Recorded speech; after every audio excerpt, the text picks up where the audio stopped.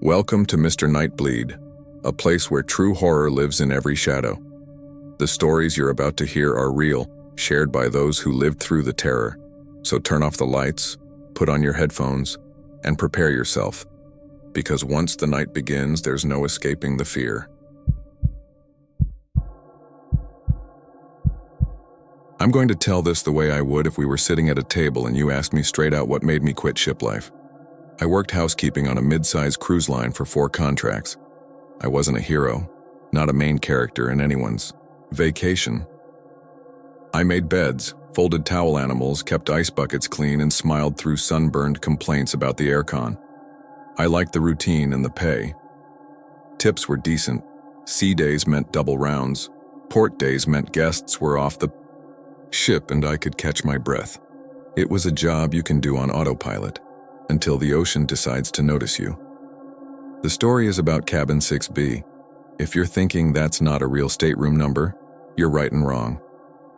Publicly, they use 4-digit numbers. Crew talk is different. We break a deck into zones, 6A, 6B, 6C along the starboard side, 6D, 6E port side, and so on. 6B was a run of balcony cabins between the forward elevators and the midship stairs, starboard side, deck 6. If you stepped out from the carpeted hallway into 6B, every door had a small peephole and a brass mail slot for the daily newsletter. I could walk it with my eyes half closed and tell you where the floor dips a little near the ice machine, and where the hallway lights buzz. We sailed a 7-night loop in the Caribbean. You've seen the brochures. Blue on blue, drinks with umbrellas, sunset filtered through glass. Our embarkation was Sunday. Muster drill at 4. We pulled out at 5.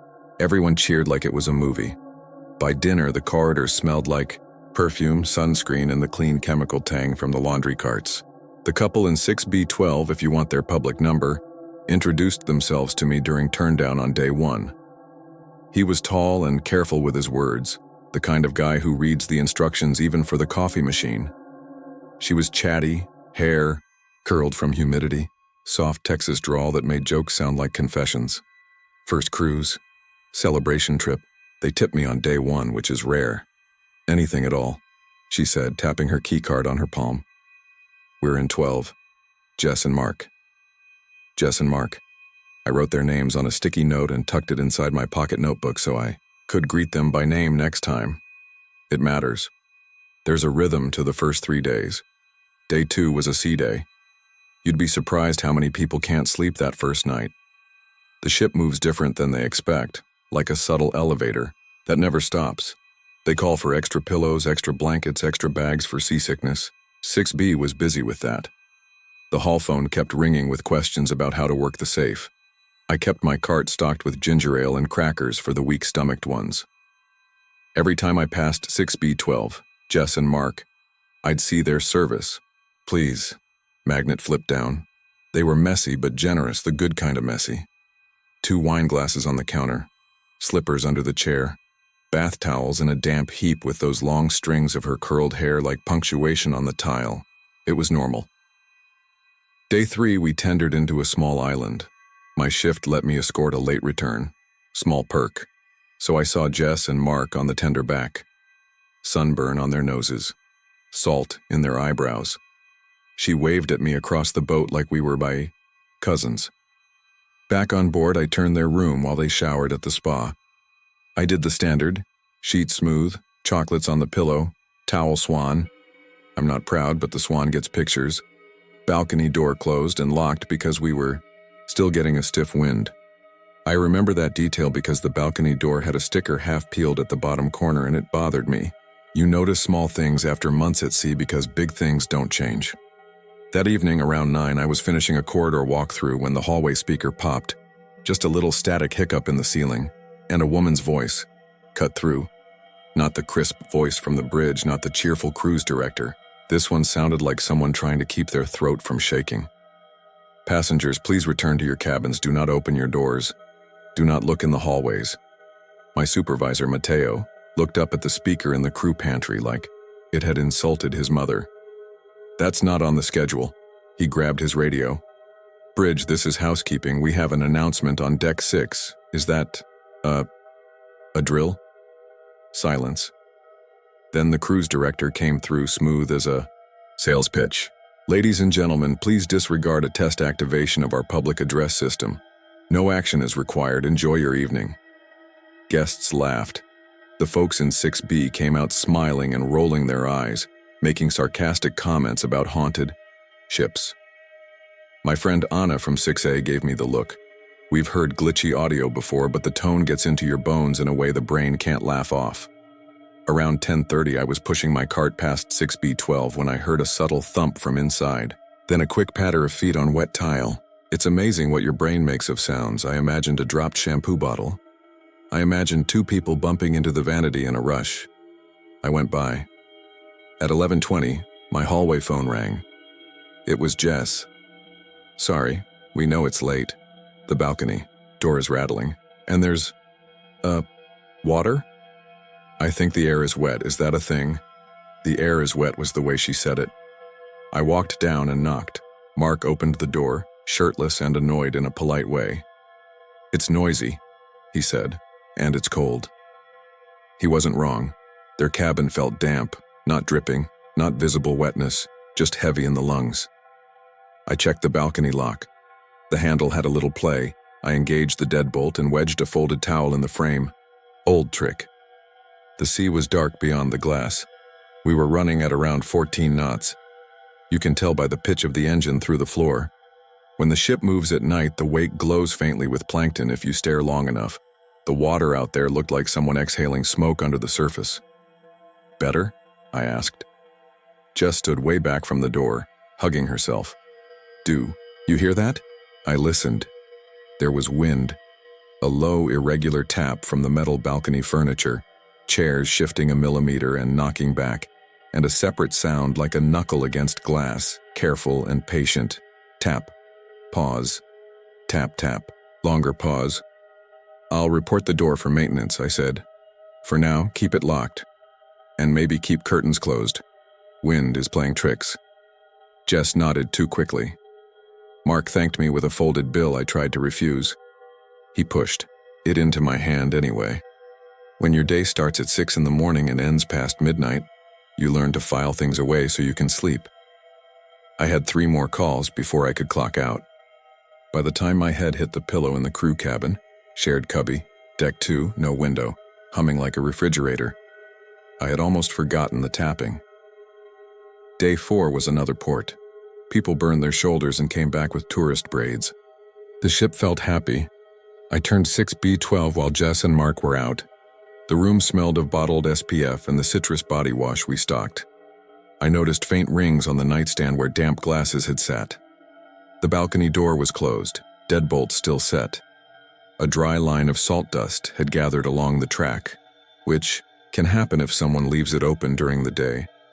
I wiped it up. I refolded their slippers, lined at an angle. It struck me, small, dumb thing, that their slippers never stayed side by side. Hers pointed toward the balcony. His pointed toward the bathroom. The weirdness started small for other people too. In 6B10, a woman told me someone knocked on her door at 3 in the morning, and when she checked the peephole, there was no one. But she could hear breathing. In 6B14, a retired couple swore they heard a child laughing in the hall at 2 a.m., and they were mad about it. I told them our ship had maybe a dozen kids total. They told me the laugh sounded wrong anyway, like a recording of a laugh played backward. That night around midnight, the hall lights flickered. Not off, not dim, just a quick stutter. A few doors opened to people peeking out. I told them it was nothing, part of the generator maintenance, because that's what I tell myself. In 6B12, I could hear voices. Nothing dramatic.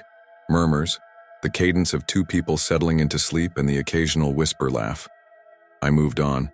If everything had stopped there, I'd chalk it up to ship gossip and the way the ocean messes with your inner ear. It didn't. Stop. I'm going to skip ahead to the morning of day 5. That's when we found the room. I started at 6. My cart rattled, one wheel always pulling right. I was doing the quick morning tidy, trash, towels, bedspread, balcony door check, bathroom counters. When I tapped on 6B12, I didn't get an answer. Our procedure, if the service please is down, is to knock, announce, wait, then use the master. I knocked. Housekeeping. Knocked again. Housekeeping, may I enter? Silence. I slid the MasterCard, felt the latch give, and pushed open the door. The smell hit first, not rot, not sewage. Cold salt and metal and something like pennies. The sheets were dark in patches, not red. Don't go there. Dark like someone had emptied a bucket of clean water and let it soak into the mattress. The duvet hung over the edge, heavy. There was a thin line of moisture on the carpet that led from the bed to the balcony door. The door itself stood an inch open, locked deadbolt still engaged like a joke. Wind pushed the curtain into the room in a slow breath. The wine glasses on the counter were empty but beaded with condensation like they'd come out of a fridge. "Hello?" I said, like an idiot, because of course I did. No answer. Bathroom door stood open, lights off, no one behind the shower curtain. Closet open, suitcases under the bed, her sandals, wet, his sneakers, dry. The safe was closed. I backed out, heart going code orange. There's a button on our cart phones for security. I pressed it and stammered what I saw. Mateo came fast, then Officer Ruiz, security, medium height, crew cut, the guy you want to see when things go stupid.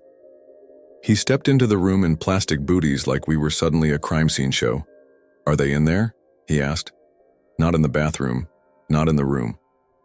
I pointed to the balcony. Door was like that when I came in. Ruiz slid the glass open carefully and stepped onto the balcony. He leaned over the rail, looked right and left, then down.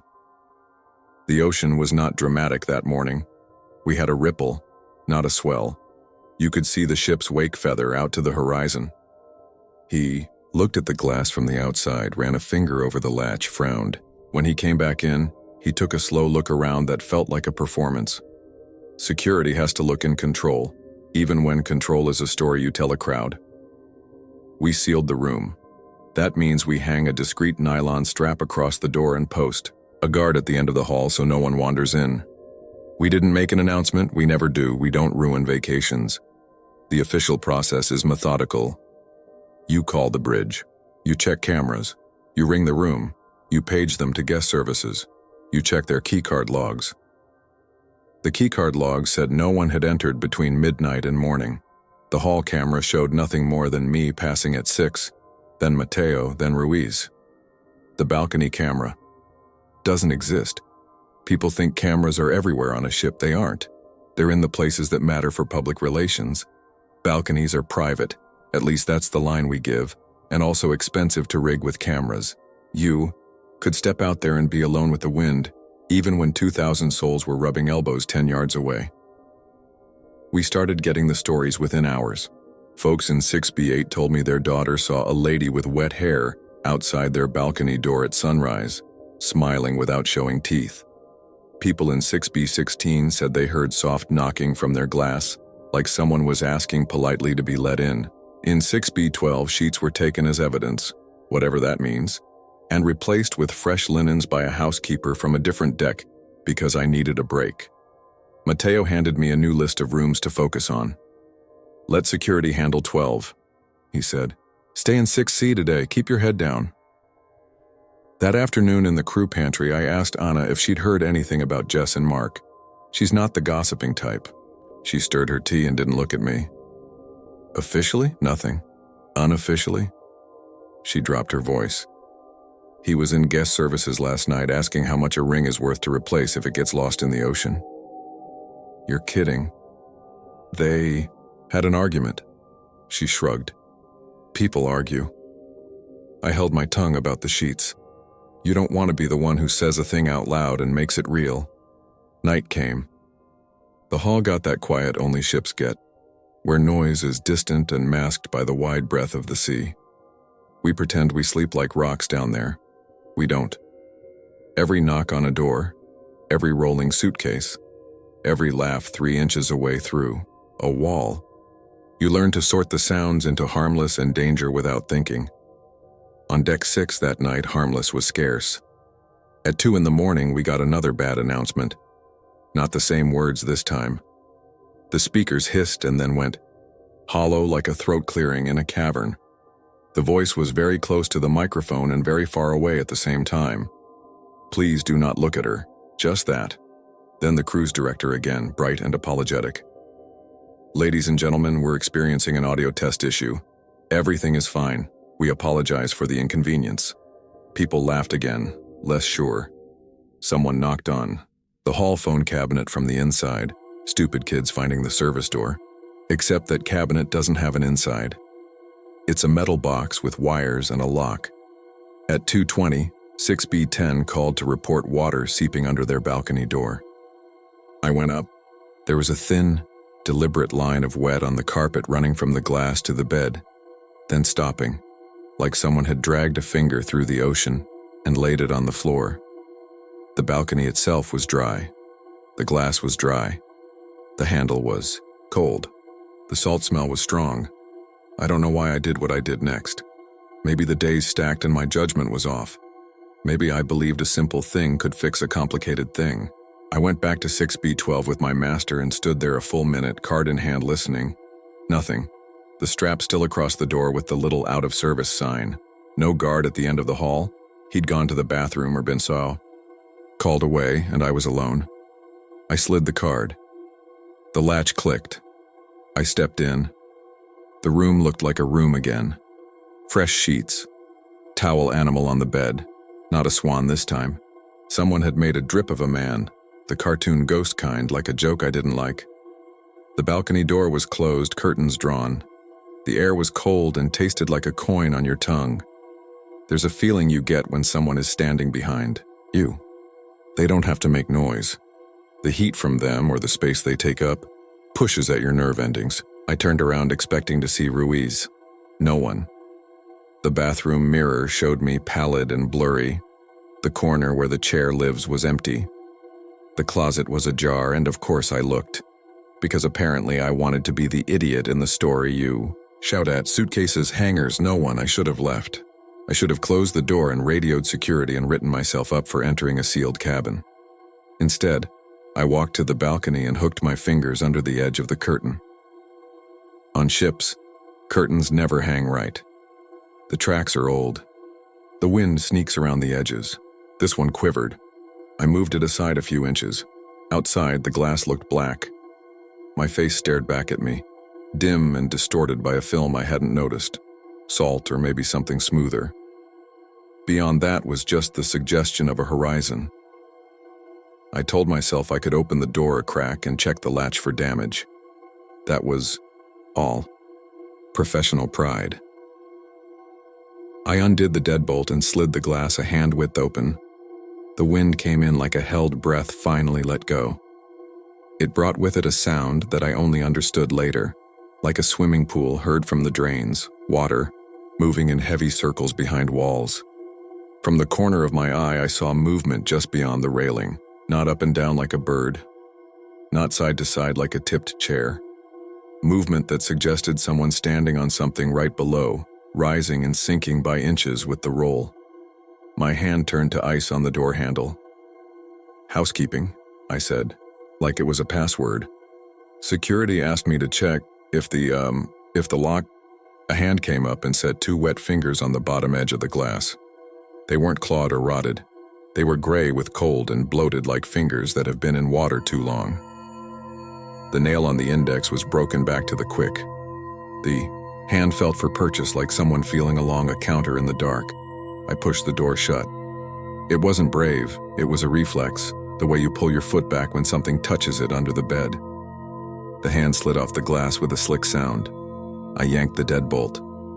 The entire glass door shook, gently. Twice. Tap. Pause. Tap. Tap. The same careful rhythm as nights before. Polite. Patient. My radio crackled. It made me jump so hard I almost dropped it. Deck 6, confirm status on the sealed cabin. My mouth didn't want to work. "This is housekeeping. I'm outside the cabin, all secure." "All secure," Ruiz repeated like he was reminding me which lie to tell. I backed toward the hall without taking my eyes off the glass. The curtain fell back into place, hiding the balcony from me like drawing a sheet over a body. The room temperature rose by 1 degree that felt like 10. I got out. I closed the door. I put the strap back. I stood there with my heart going insane and listened. The knocking didn't come again. That morning, guests gathered in little clusters near the midship stairs like birds on a wire.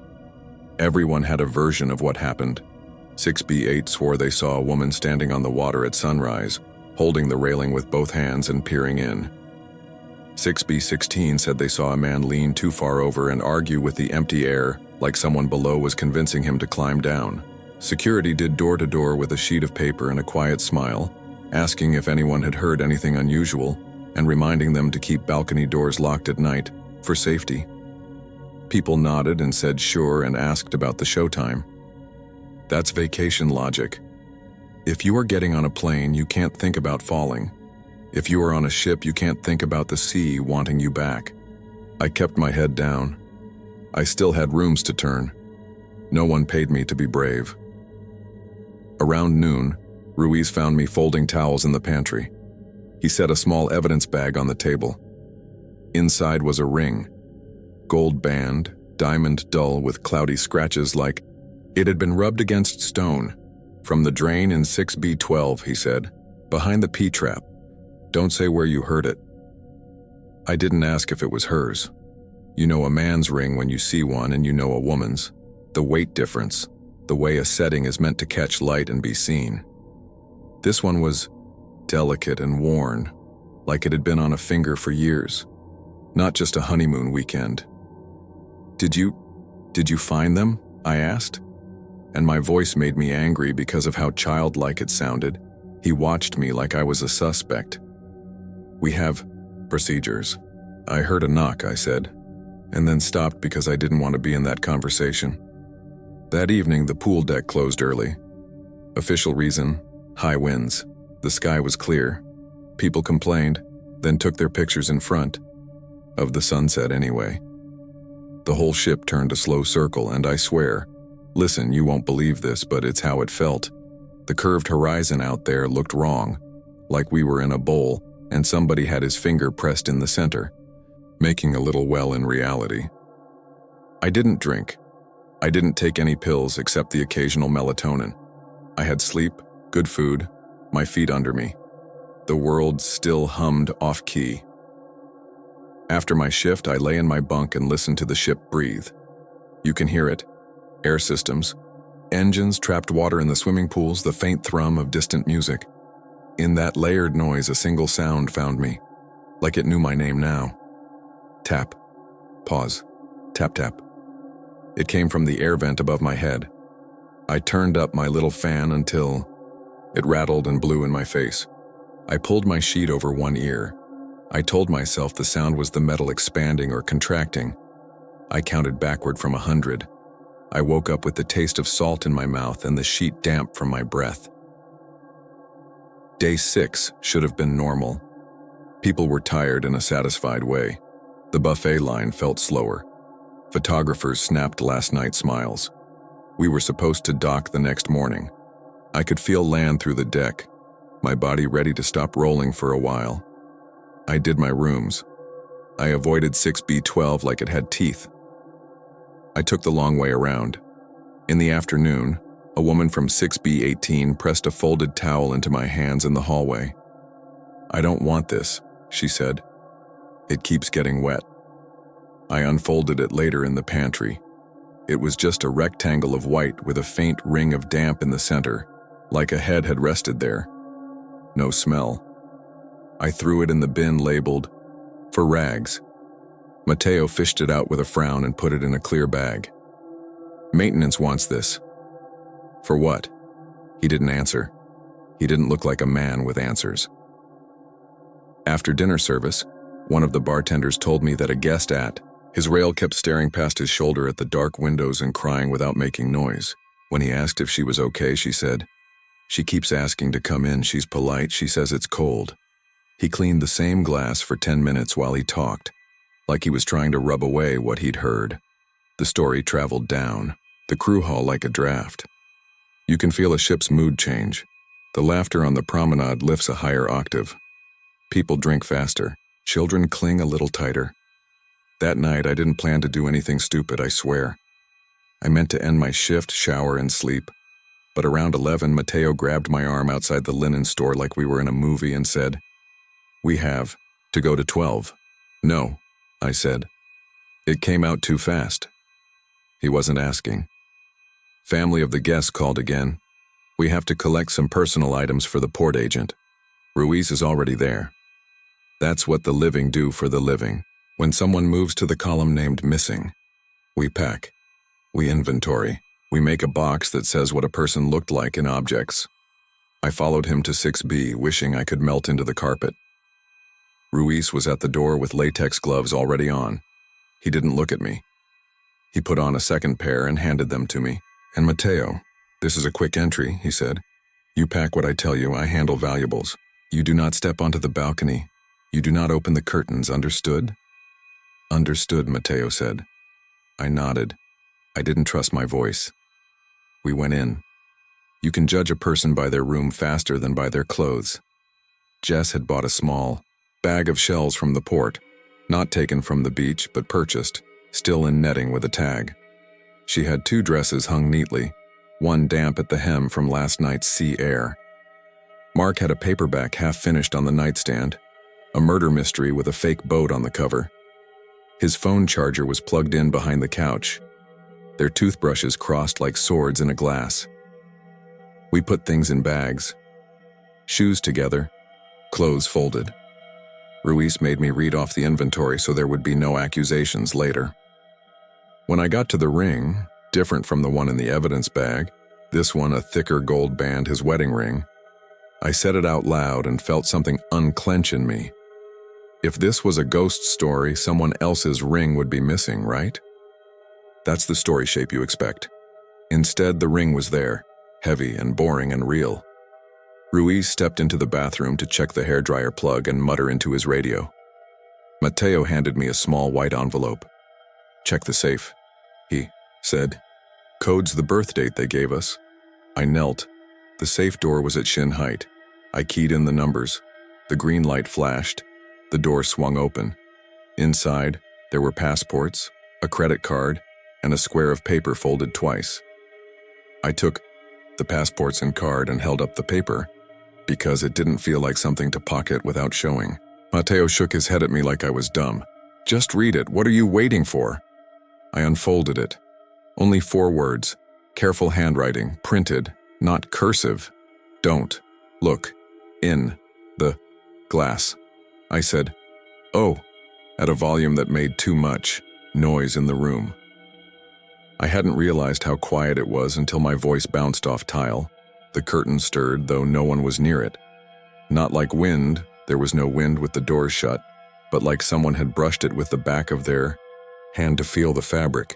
Ruiz came out of the bathroom and saw the curtain move and in the same motion reached for the balcony door handle as if to check that it was locked. "This is how habits kill you." I tried to say, "Stop." My mouth was a second too slow. His fingers closed on the metal.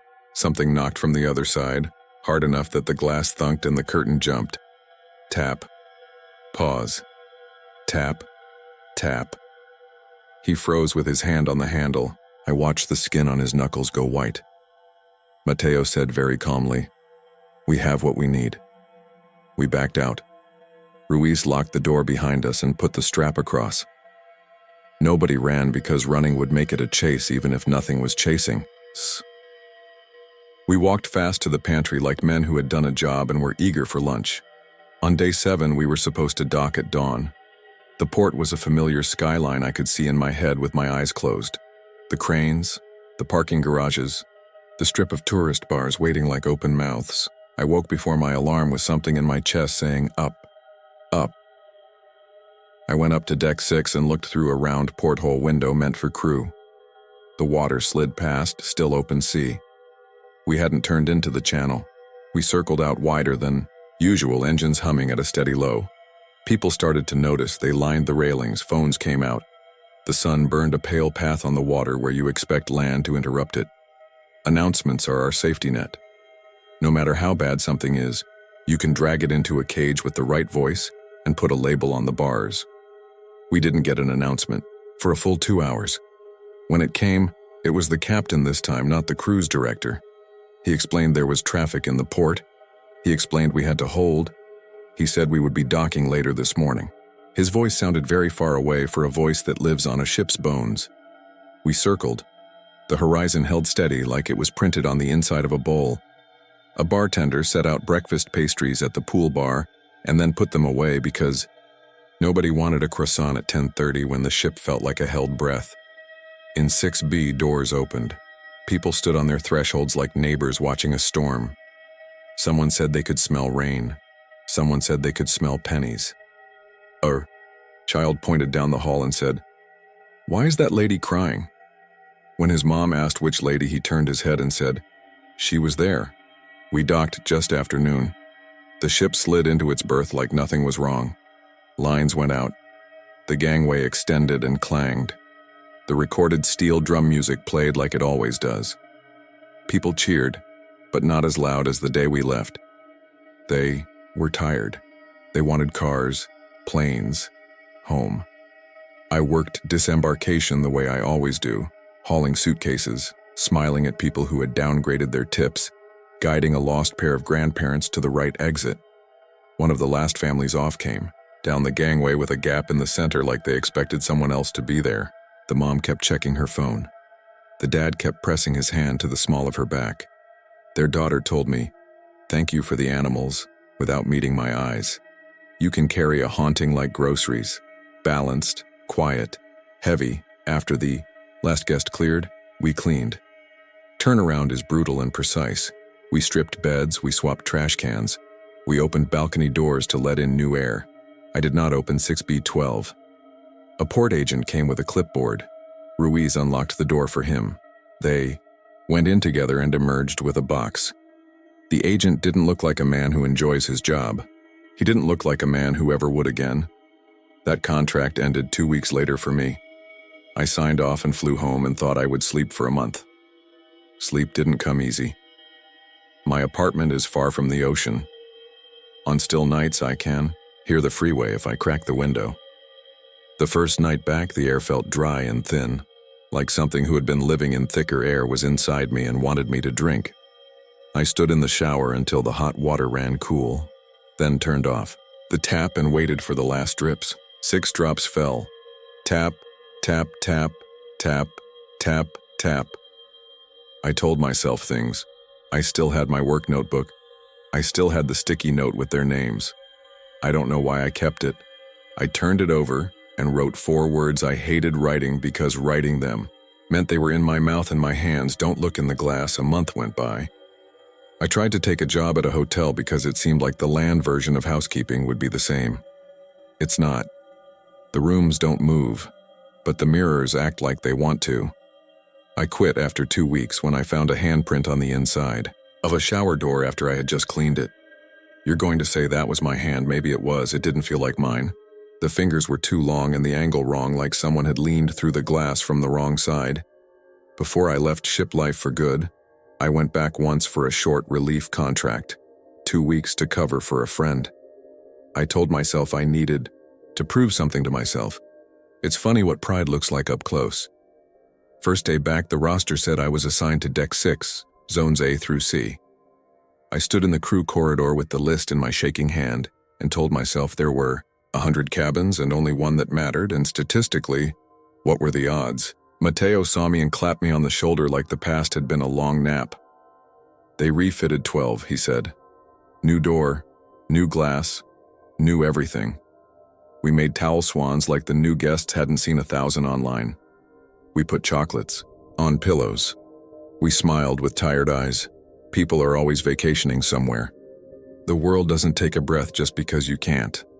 Sometime between turn down and midnight, the ship drifted just enough in a swell that the hallway lights buzzed. I was passing 6B12 with a stack of extra pillows when I heard it from inside, through the new glass, through the new everything. Tap, pause, tap, tap.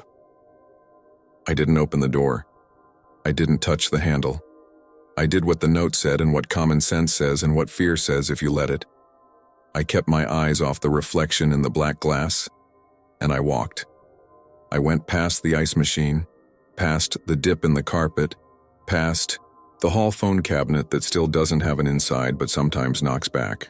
I went down the crew stairs and into the pantry, and I sat on a crate of folded pool towels, and I put my face in my hands and I thought about a woman with wet hair and gray fingers who is so polite it breaks something in you, asking to come in because it's cold. There will be comments if I post this where I'm planning to. People will say it was a couple who had a fight and jumped. People will say it was a maintenance leak and a lot of stressed workers making up a story to carry the shift. People will say the sea messes with your head. All of that can be true. All of that can happen at once. The ocean is big enough for the real story and the one we tell ourselves so we can go to sleep. I don't care if you believe me. Believe this part if nothing else. When you take a balcony cabin, lock the door at night, close the curtains. Don't listen too hard if you hear a polite knock on your glass when the horizon looks like a bowl. If you feel like you're being watched, don't look back at your reflection to check. That's the trap. That's where she waits, not out, on the water like you'd think, but in the black square that shows your face with too many shadows around it. I never met Jess in the hall again. I never saw Mark.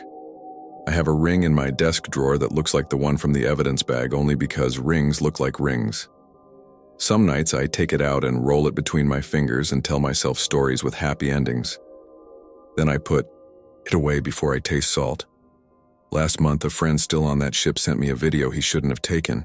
3 seconds. Nothing dramatic. It's just a balcony at sunrise. The ocean looks like brushed metal. The glass door is closed. In the reflection, you can see the person holding the phone, and over their shoulder, another shape that's not a shape, a darker patch in the darker patch, a head bent at the wrong angle like someone is reading names off the inside of the door. 2 knocks, more felt than heard. The video cuts off. He texted me. We get that sometimes, it's nothing. I didn't answer because I can't say the thing you're supposed to say back. I can't type be safe like safety is an object you can hand someone, like a life jacket or a towel. I can only say this to you, stranger. If you ever find yourself in a hallway where the carpet dips near the ice machine and the lights buzz at certain hours and the ship hums like it's counting heartbeats, be kind to your housekeepers and be kind to the glass. If you hear a knock with patience in it, do not open. Don't even look. If you must look, don't look in the glass. They say Jess and Mark never made it to the last night's dinner. Their steward swore he tucked them in after turn down. Wine glasses on the counter, slippers by the bed. In the morning, the sheets were soaked with seawater and the balcony door swung wide. Security sealed the room. Guests claimed they saw a soaked woman leaning on their balcony railing, hair plastered across her face, staring in from the sea. That's the version you'll hear. Add music, add a creepy thumbnail, and you can call it a story. My version is simpler and worse. Sometimes the ocean knocks. Sometimes you answer, and sometimes you don't, but that doesn't mean she goes away.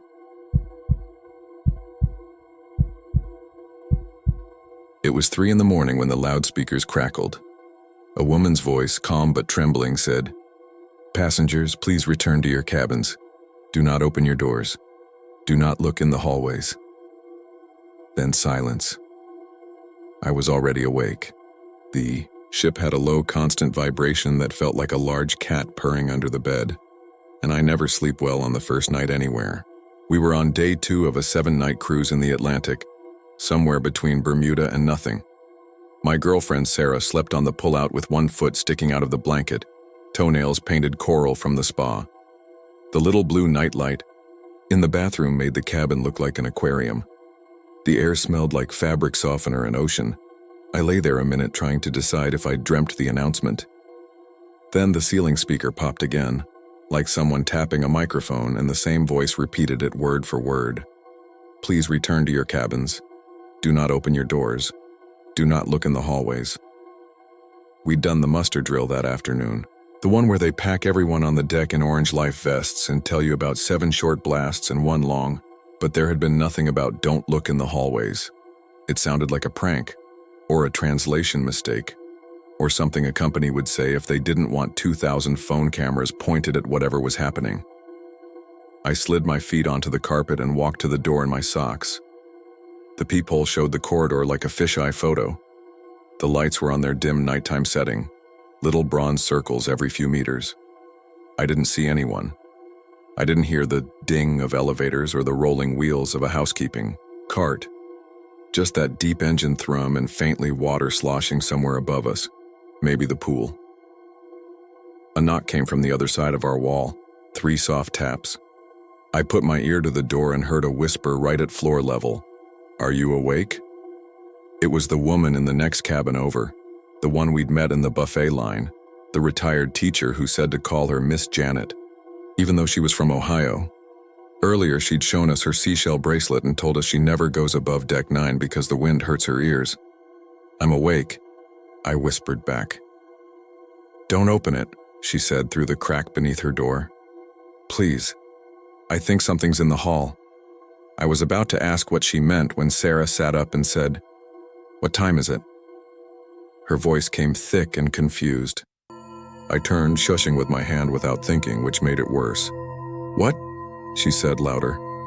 "Why are you—" Before I could answer, the ship's lighting changed. It wasn't a full power down, more like the color of the corridor, shifted to a colder shade, and every 10th light seemed to blink and catch. The red exit sign at the end flickered. Somewhere far aft, something heavy rang like a dropped wrench.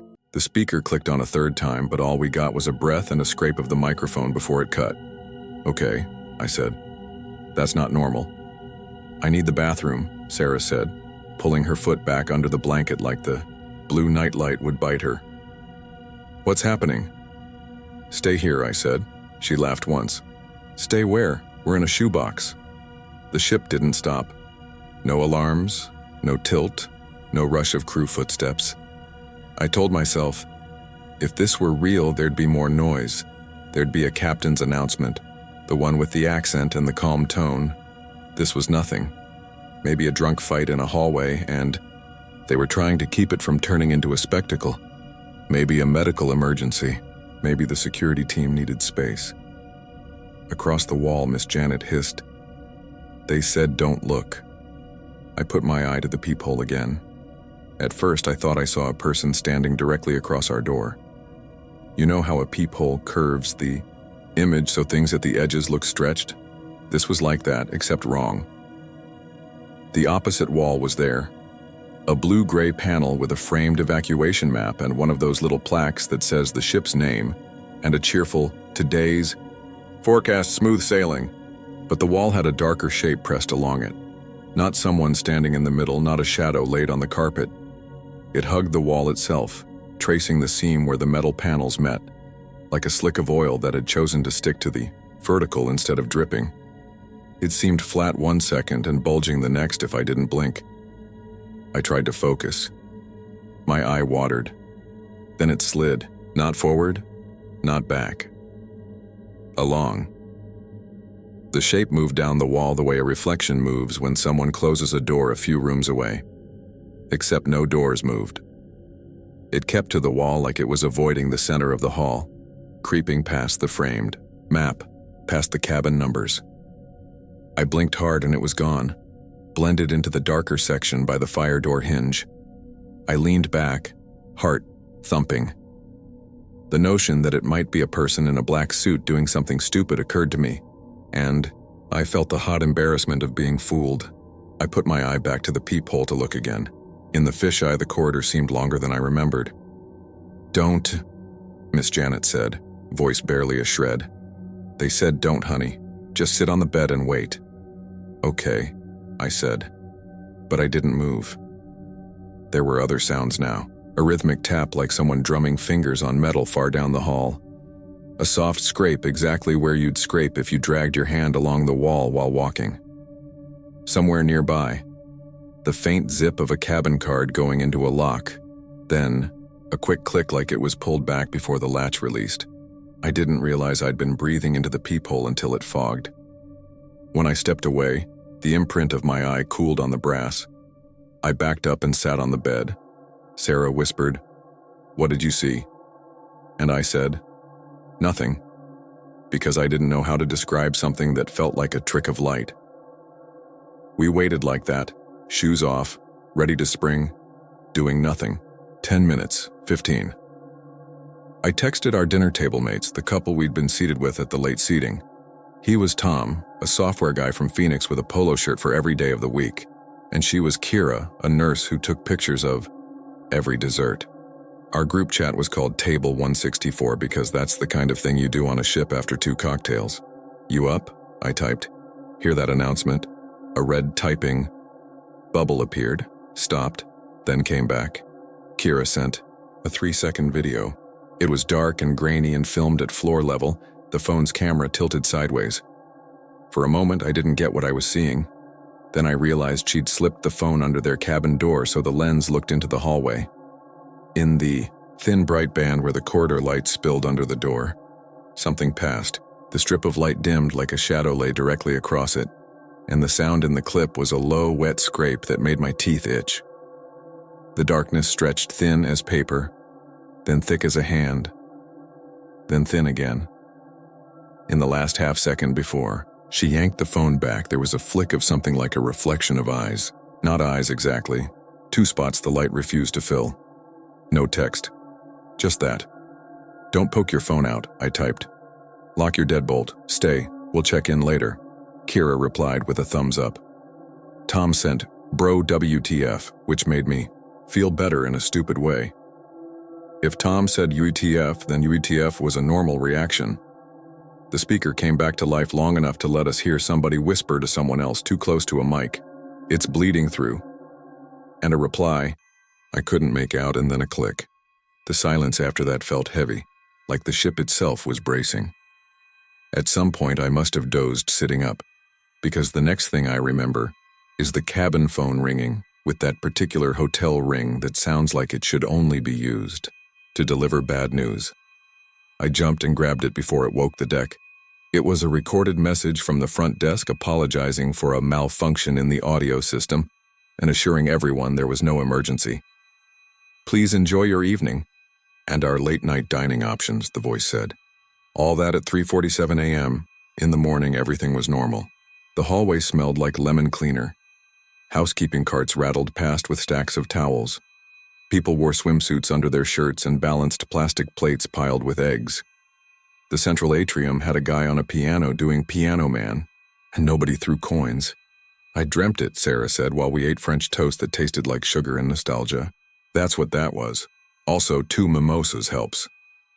"I got a video," I said, and showed her Kira's clip. She watched, squinted, watched again, then shrugged.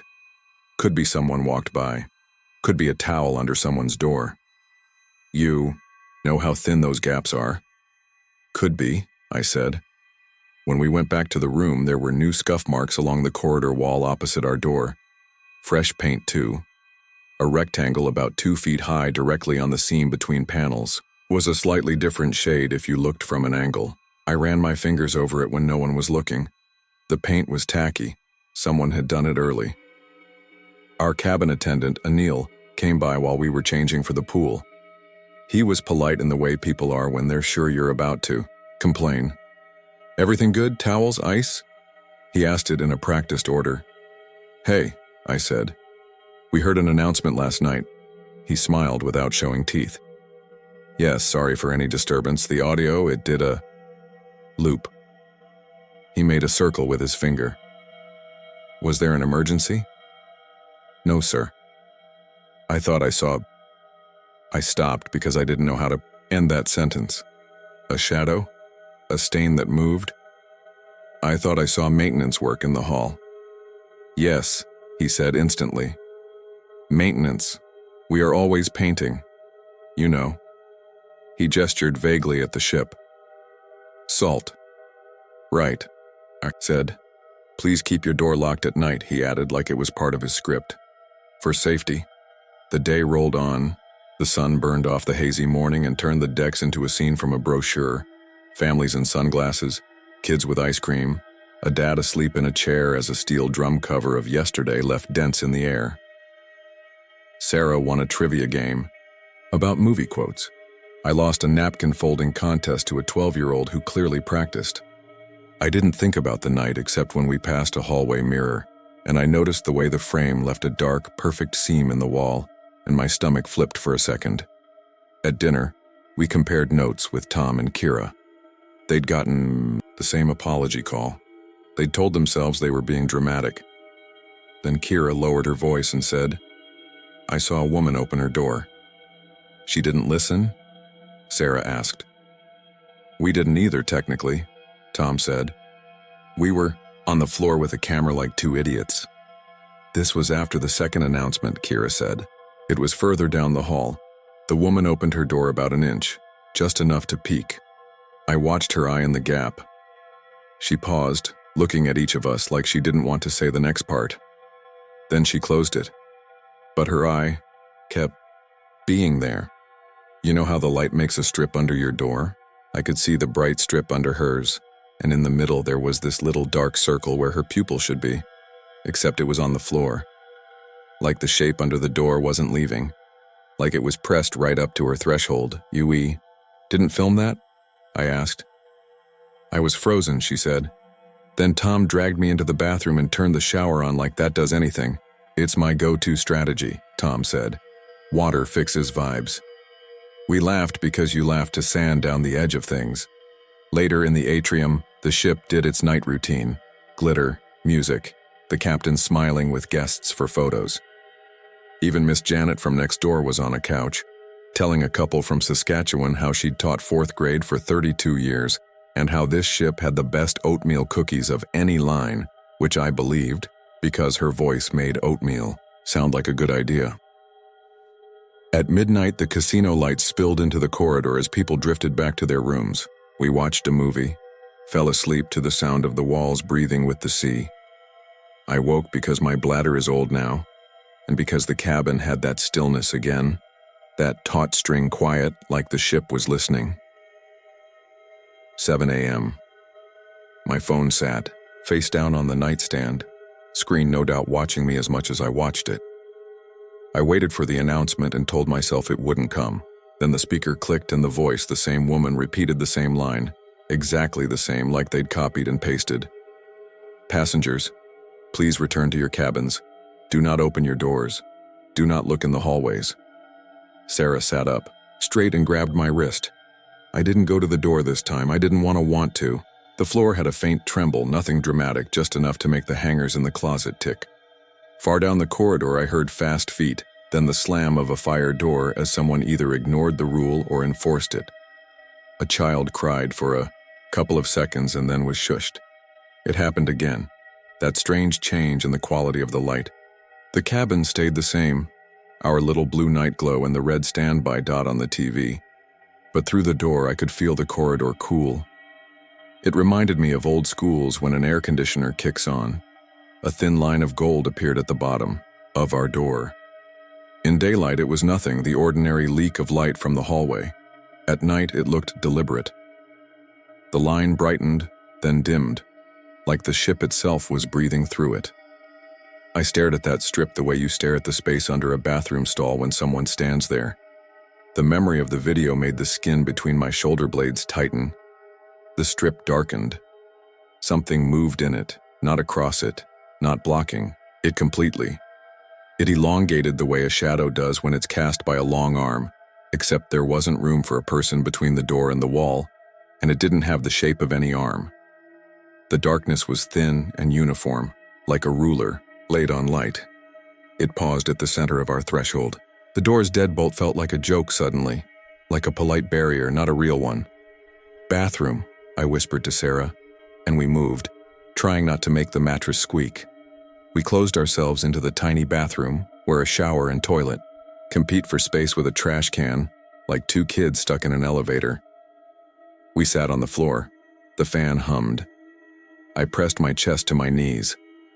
On the other side of the bathroom door, the cabin door rattled softly. Not banging, not turning the handle. The metal vibrated the way it does when someone runs their fingernail above the lock. It traced along the door frame. The vibrations came to rest near the latch. The lock clicked once, and then again, as if An invisible housekeeper tried the handle out of habit and then remembered themselves. The little blue nightlight buzzed once, brighter, then went back to its weak fish tank glow. I have never wanted so much to look. People talk about curiosity, like a cat thing. It's not.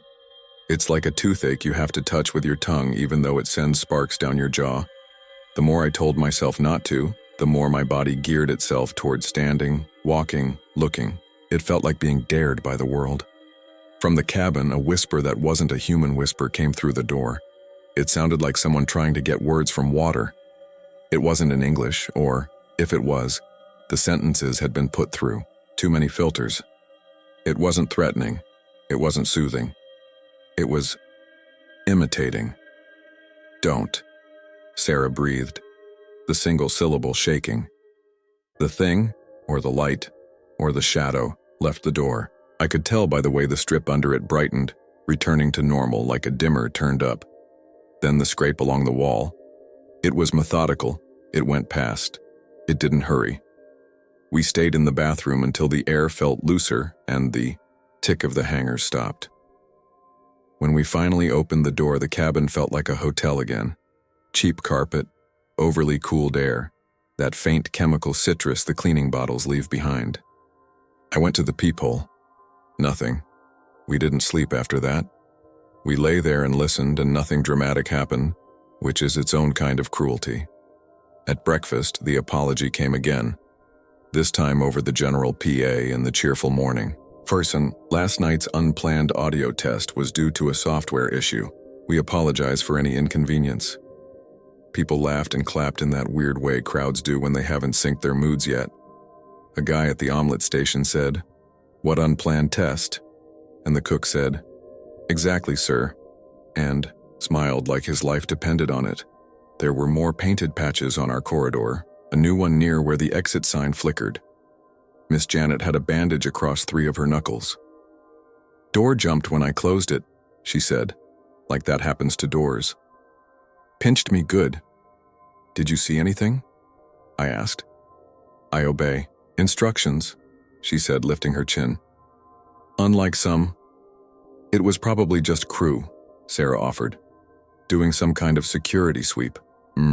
Miss Janet said, which is a sound you can fill with whatever you want. That afternoon, the sea turned gray, and the ship's wake looked like torn cloth. The party band played to 6 people. The casino was full. I kept touching our door, feeling the fresh paint like a scab. I ran my finger along the seam and my nail came away with a faint smear, grayish, like pencil. I wiped it on my shorts and then wished I hadn't. We almost made ourselves forget by the last night. That's the funny part. Humans are elastic. We bounce back to whatever passes for normal with embarrassing speed. The photos we'd taken looked bright and ordinary. We had one on the balcony with our hair blown to identical shapes, and it made it hard to reconcile with the 2 nights of announcements and the hallway that held its breath. On disembarkation morning, Anil hugged Miss Janet like she was his grandma.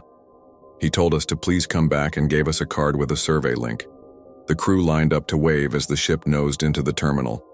The official story stayed official. Audio malfunction. If anyone pressed, the answer became more specific.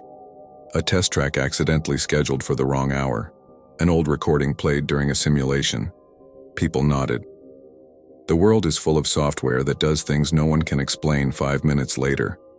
Here's the part I didn't tell Sarah until we were home. In the cabin while I was packing, I looked under the bed to make sure we hadn't lost a sock or a charger. It's a habit. The void under hotel beds makes me nervous, so I do a sweep so I don't think about it later. The space was clean. Housekeeping, arson, clean. But pressed against the baseboard almost flush was a thin gray stripe. At first I thought it was a piece of tape. When I touched it, it recoiled. Not a lot. Just enough that my fingertip felt a give and then a tiny, quick pullback, like when you brush a hair and static grabs it. The stripe stuck to the baseboard, and for a moment the wood, or whatever ship wood is, looked darker along its seam. Then it returned to normal, and I told myself it had always been normal. I wiped my finger on a towel and packed on top of it, like weight matters to the universe. Back home, Land legs returned in 2 days. That strange sensation of the couch rolling under me went away.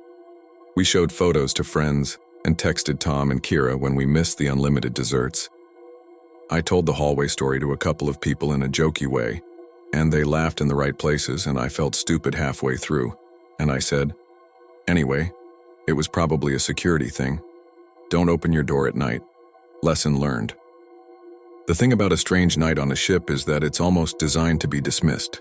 You put it in a drawer with jet lag and time zones and that constant bass note of machinery. You tell yourself you were tired and dramatic. You say the word cruise brain like it's an excuse for believing a magic trick. 2 weeks later, I woke at 3:03 a.m. with the exact feeling I had in the cabin. The quiet weighing on the room, the hum that wasn't a hum, the sense that the space outside the door had become taller by an inch.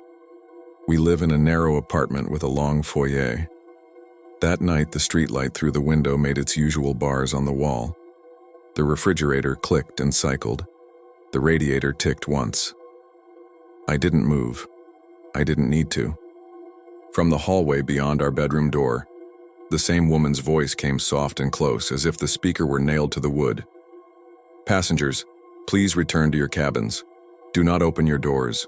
Do not look in the hallways. I didn't wake Sarah. I didn't text anyone. I stared at the thin strip of light beneath our bedroom door and told myself it was the same as always. I told myself, do not look, and for once the little stubborn part of me that likes to touch a bruise did what it was told. Something pressed itself along the outside of our door. I didn't see it, I felt it. The strip dimmed. The wood creaked, not from weight but from attention, which is a stupid word for a door, but it's the only one. It moved on after a moment, slow as a thought you don't want to finish, tracing our hallway, faintly dragging its flatness along, the walls like a fingertip a mile long. My phone lit up with a notification I didn't read, and the light on the nightstand made a bright square on the ceiling. The shape of the room stayed. The corners stayed. The fan whirred. The bed was a bed. I kept my eyes on Sarah's shoulder and counted my breaths and let the thing do whatever things like that do when they are acknowledged by not being acknowledged. Eventually, the refrigerator hummed again. The morning trucks began their distant upshifts. Our bedroom door looked exactly as doors look. When I stood, my legs shook from being still too long. I opened the door at 6 a.m. exactly, like that was safer, and found nothing in the hallway except the where we keep our shoes and a faint smell of rain from the night. If you're waiting for the part with a face or a body or a chase or a scream, I don't have it. I have paint patches and a video of a light strip going dark and a voice on an intercom telling me not to look at something that moves in a way I don't have words for. I have a little smear on the corner of our closet baseboard that looks like scuffing, but doesn't come off with a magic eraser. I have messages from Tom that say, LOL remember, and from Kira that say she wakes up at 3 now for no reason. And I have the quiet knowledge that if someone tells you not to look in the hallway, it's not always a trick to keep you from filming a security incident. Sometimes it's the only instruction that makes any sense at all. Every now and then, around 3, I hear the building settle and the water in the pipes shiver. I stay on my side of the door. I keep my eyes on the plain parts of my life, the ones that stay the same shape in daylight. And on good nights, it moves on past my threshold, patient as tide, hugging the walls like it belongs to them more than we ever will. On those nights I breathe and wait and don't look, and in the morning I tell myself a software error can follow you home if you let it. And then I go make coffee and act like a person you should take seriously. The only time I broke the rule was last week when I walked out in the afternoon with the mail in my hand and noticed the tiniest line along the hallway paint at the seam where 2 panels meet. It was nothing. It was a hair from the upstairs dog. It was a trick of sun. It was absolutely nothing. I reached out with my fingertip because human beings are unreliable animals, and I touched the seam. It felt warm. I pulled my hand back, went inside and closed the door. Then, because I am trying to be the kind of person who can take direction even when every part of me says not to, I turned off the hallway light and I didn't look again. Not that day, not that night, not when the phones and the refrigerators and the radiators and the city itself agree to be quiet for a minute. and the world says in a voice you recognize exactly the same as it did on Deck 9. Please return to your cabins.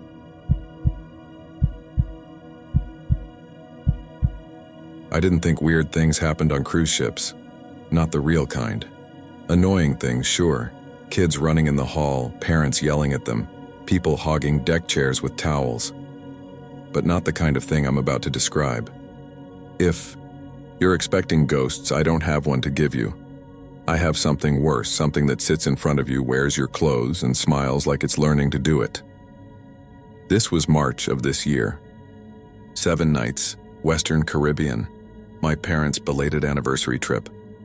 They invited my sister and me, plus our spouses. My wife Lena was excited about the comedy shows in the spa. I was excited about not opening my laptop for a full week. We flew in, took the shuttle, rolled our carry-ons up the gangway with a couple thousand strangers. The terminal smelled like coffee and sunscreen and floor cleaner.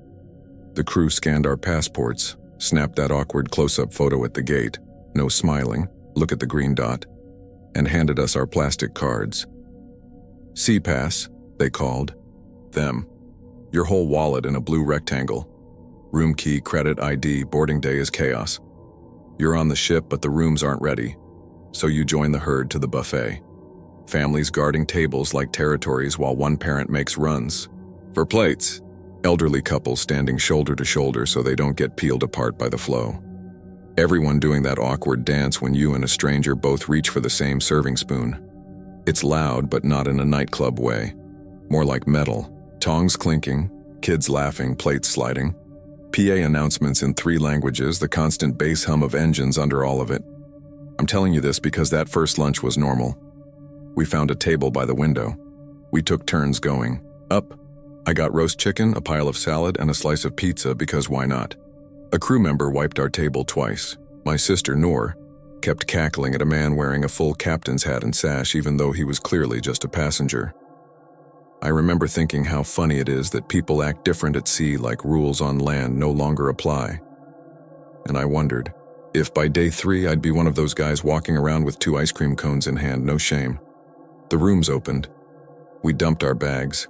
Our cabin steward introduced himself as Arnel, a small Filipino guy with a quick smile and a way of standing that made me want to stand straighter. He asked our names once and never forgot them again. Muster drill, sail away party, the usual.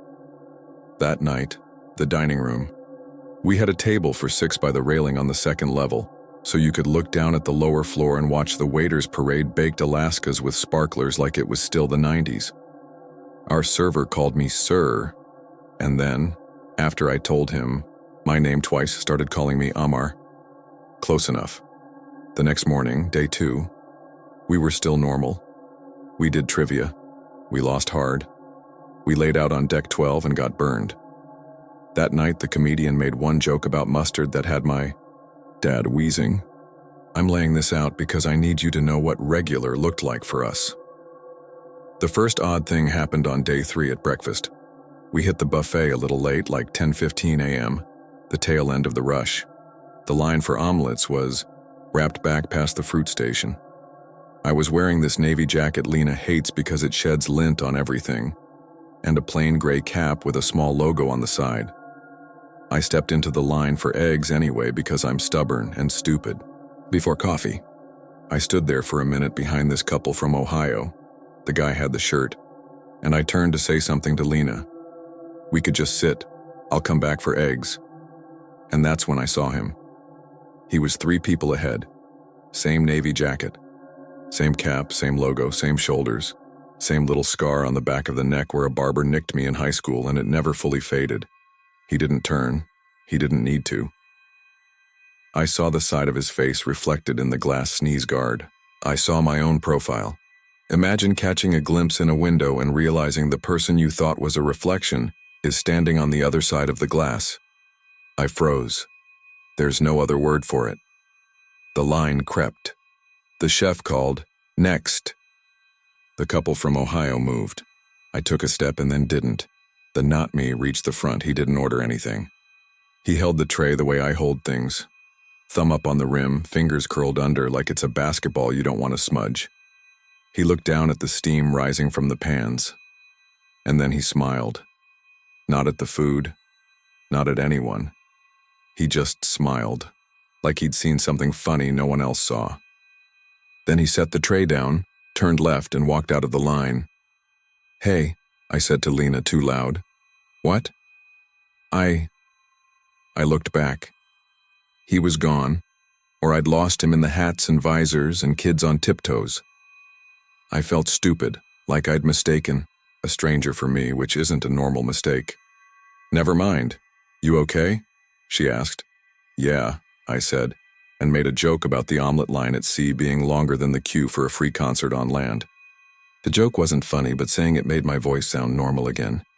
I blame sleep, and sunlight, and the way ships mess with your sense of place.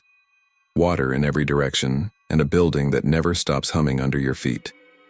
That's the story I told myself while we ate. That's the story Lena bought because I sold it like I believed it. But the day kept putting little cracks in that story. At noon, we found a card in the door. "Guest Services has a question about your account. Please stop by." The line at Guest Services was like the DMV had a baby with a luggage store. The woman at the desk took my card, typed, frowned. "It shows a charge for 3 margaritas at 11:02 a.m. at the pool bar," she said politely. "But it also shows you used your card to unlock your room at 11:03 a.m. Which one is wrong?" I asked, trying to remember where I had been. In our room, grabbing sunscreen. I had definitely been in the room at 11:03 a.m. I had not ordered margaritas at 11:02 a.m. I don't drink that early on land or water. She smiled the trained smile of someone who has heard it all. "We can remove it if you didn't purchase them." "Thank you," I said. "Out of curiosity, do you have cameras?" I felt stupid asking. Of course they had cameras. It's a floating mall. "Like, does it show who ordered it?" She tapped a few more keys. "It shows your name was used to sign, but I can remove it." "Can I see the signature?" "We don't," she began, and then her eyes flicked up like she was looking at my forehead where my CAPS logo sat. "You know what, we'll just remove it," she typed. "Done. Enjoy your day." That was the first time I felt it, not fear. Fear is sharp. This was more like the steady push of a hand pressing on your chest. Not enough to hurt. Enough to remind you something is there. We spent the afternoon off the ship at the port. We did the t-shirt shops. My dad haggled and overpaid anyway. We came back, napped, dressed for dinner. Normal again. Maybe the bartender had typed the wrong cabin number. Maybe the card readers were glitchy. I didn't bring it up. At dinner, the new waiter, ours had the night off, kept calling me sir and avoiding my eyes. I chalked that up to shyness until he said, "Back again? We got you the table you asked for." He gestured to the same table we'd had the night before, which was the table we had every night. I laughed. "Thanks," I said, and assumed he meant my parents had thanked him earlier. Then he said, "No ice in your water this time, right?" Which is a small detail I had actually told him the night before. Ice hurts my teeth.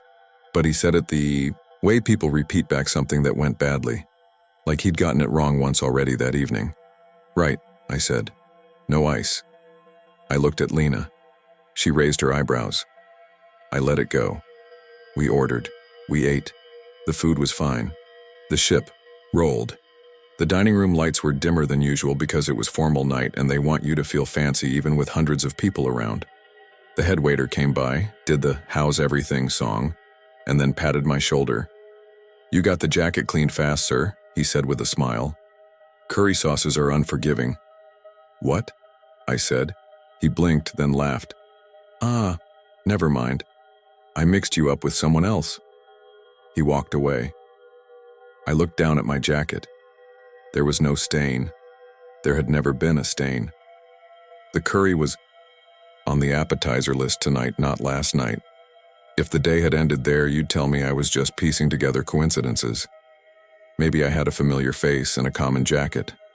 Maybe 2 people had my name. I'd agree with you. I would have agreed with you all the way through the show we went to after, where the mentalist guessed a guy's childhood dog's name, and everybody clapped like they hadn't all told him their favorite animals on the way in. But that night, just after 3 a.m., someone knocked on our cabin door. 3 quick taps. Not loud, the kind you'd use for a sleeping kid's room. I woke to that, and to the sound of Lena breathing slow beside me. I listened. Another set of taps. I slipped out of bed, padding around the suitcase someone had dragged in front of the closet. I checked the peephole, no one was there. I know how that sounds. I stood there, eye pressed to the fisheye glass for a full minute. Nothing. The hallway was empty. I decided it was kids, or some drunk stumbling to the wrong deck. I started to turn away. That's when, through the peephole, I saw something move. Not a person. The light above the door across from us flickered, and for a second the brushed metal plaque on it reflected me. Not me looking through the peephole, me standing in the hallway outside our door, wearing my jacket and cap, head down like I was thinking. For a second I thought the peephole was reflecting me from inside, but the angle was wrong. The man outside looked up. I didn't see his eyes. I saw the brim of my cap and the shape of my face tilt, in a way I know mine tilts when I'm trying to remember something. Then the light steadied. The metal plaque went back to being just metal. The hallway was empty again. I didn't open the door. I didn't wake Lena. I stood there long enough for my toes to go numb on the carpet. Eventually, I climbed into bed and stared at the ceiling in the dark until the sound of the engines blended into whatever passes for sleep, when your heart is hammering slow and hard at the same time. The next morning, I told myself a new story. Lack of sleep makes your eyes stupid. Peepholes warp things. Hall lights flicker. Simple, reasonable explanations we stack into walls around ourselves. Then we imagine those walls protect us. We kept going.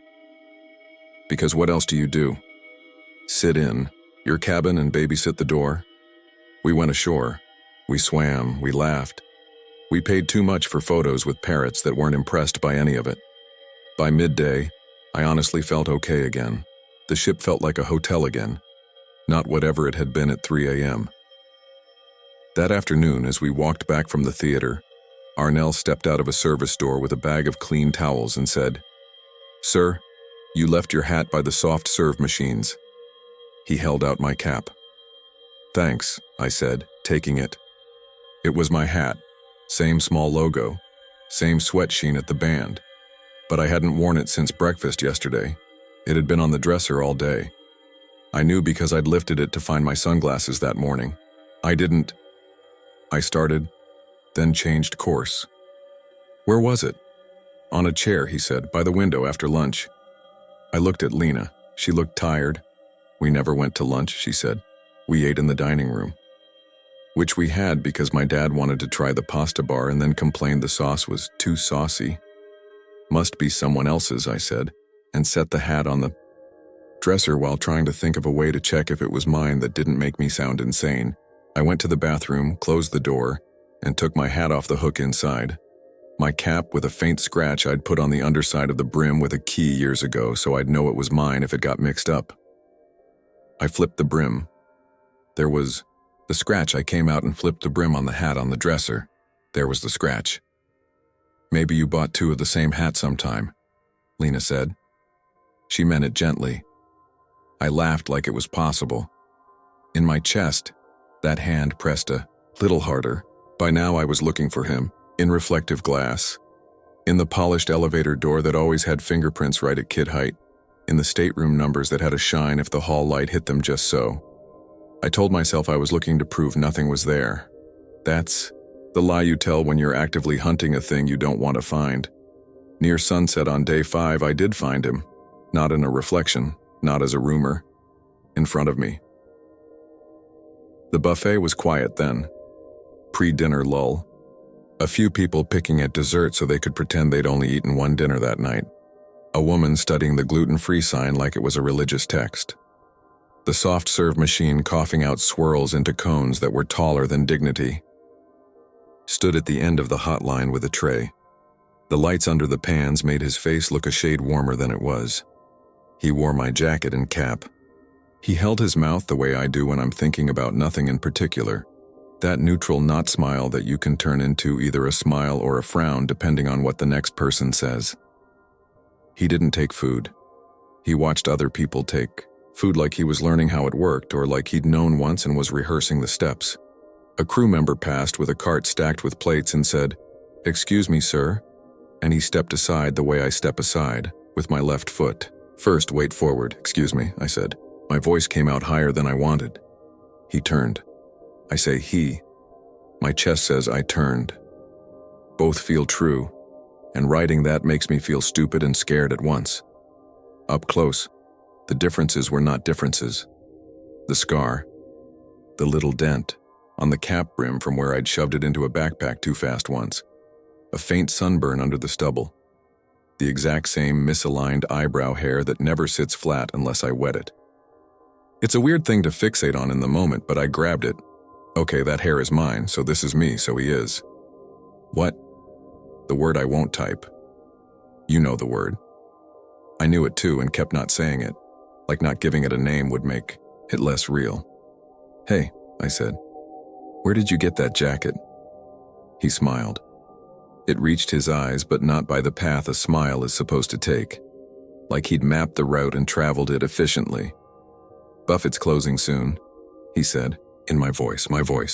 That flat, slightly nasal thing I hate hearing on recordings. I glanced around, panicking at the sudden need to make another human verify this, to tether me to reality. The woman with the gluten-free sign was gone. A kid was dragging a chair, making a scraping sound that felt like it went directly into my teeth. The crew member with the plates didn't look up. "Okay," I said. "So, where's your cabin?" Instead of answering, he lifted his tray, empty, and mimed setting it down. He gestured with his chin toward a table by the window, a table where a jacket and a hat were draped over the back of a chair like someone had saved the spot and walked away. The jacket was my jacket. The hat was my hat. The ones Arnell had given me. The ones sitting on our dresser. I know how that sounds. I'm writing it anyway. "I don't understand," I said, because that's what people say when they understand too well and need a couple more seconds of not understanding. He waited, not patient, not impatient. Just there. A presence the room had to account for, like a pillar or a piano. He smiled again, smaller. I took a step forward. The tray in his hands tilted to the left like mine always tilt when I forget to correct for the ship's roll. "Mister," a voice said behind me and a hand touched my elbow. I flinched so hard I probably looked guilty. A security officer stood there with a polite face that had made 1,000 drunks go somewhere else. "We've had a report," he said. "Can I see your card?" "Sure," I said and dug it out. Behind him, a second officer had appeared. I looked back to the man in my jacket. He was still there. He watched me hand the card over like I was showing it to both of us. The first officer scanned it with a little reader on his belt. It chirped. He did that nod people do when the thing they expect to happen happens. "Thank you, sir," he said. "Enjoy your evening." "What report?" I asked, because asking felt like a way to stay anchored. "Nothing serious," he said. "Just a duplicate card. Happens sometimes. We fixed it. Have a good night." He moved on. The second officer moved with him. Mobile, friendly gravity. I turned back. The man in my jacket was walking away along the windows. He didn't turn corners. He didn't duck behind people. He just walked, and the space opened in front of him like the ship knew where he intended to go. He reached the service door near the coffee machines and slipped through without looking back. The door closed softly, the way they close when crew hands know to keep noise down. I could have followed. I should have. Or I shouldn't have. I don't know. I stood there and waited until the scraping chair noise stopped, and I didn't realize that meant the kid was gone too until the room was almost empty. I didn't tell Lena that part. I told her about the hat and Arnell and the knock. I told her about the charge and the waiter. I didn't tell her I'd stood face to face with myself and asked a question like a salesman and gotten a smile like a photograph. She rubbed my back and said we were almost done, like a storm was almost over. "Last night," she said, "we put our bags out by 10. We sleep. We get off. You can call it a glitch. You can tell your coworkers some weird story about the buffet line on your first day back. I wanted that. God, I wanted it to be a glitch. The last night at sea is always strange. People tape luggage tags. They wander the halls like they're paying last respects to a building. They crowd the shops to buy whatever they didn't need on day one. We did all of it. We put our bags out. We kept a carry-on with our passports and clothes for the morning. We had one last late snack because my dad gets mournful over free food he will soon be parted from. We went back to the room. We slept. I slept.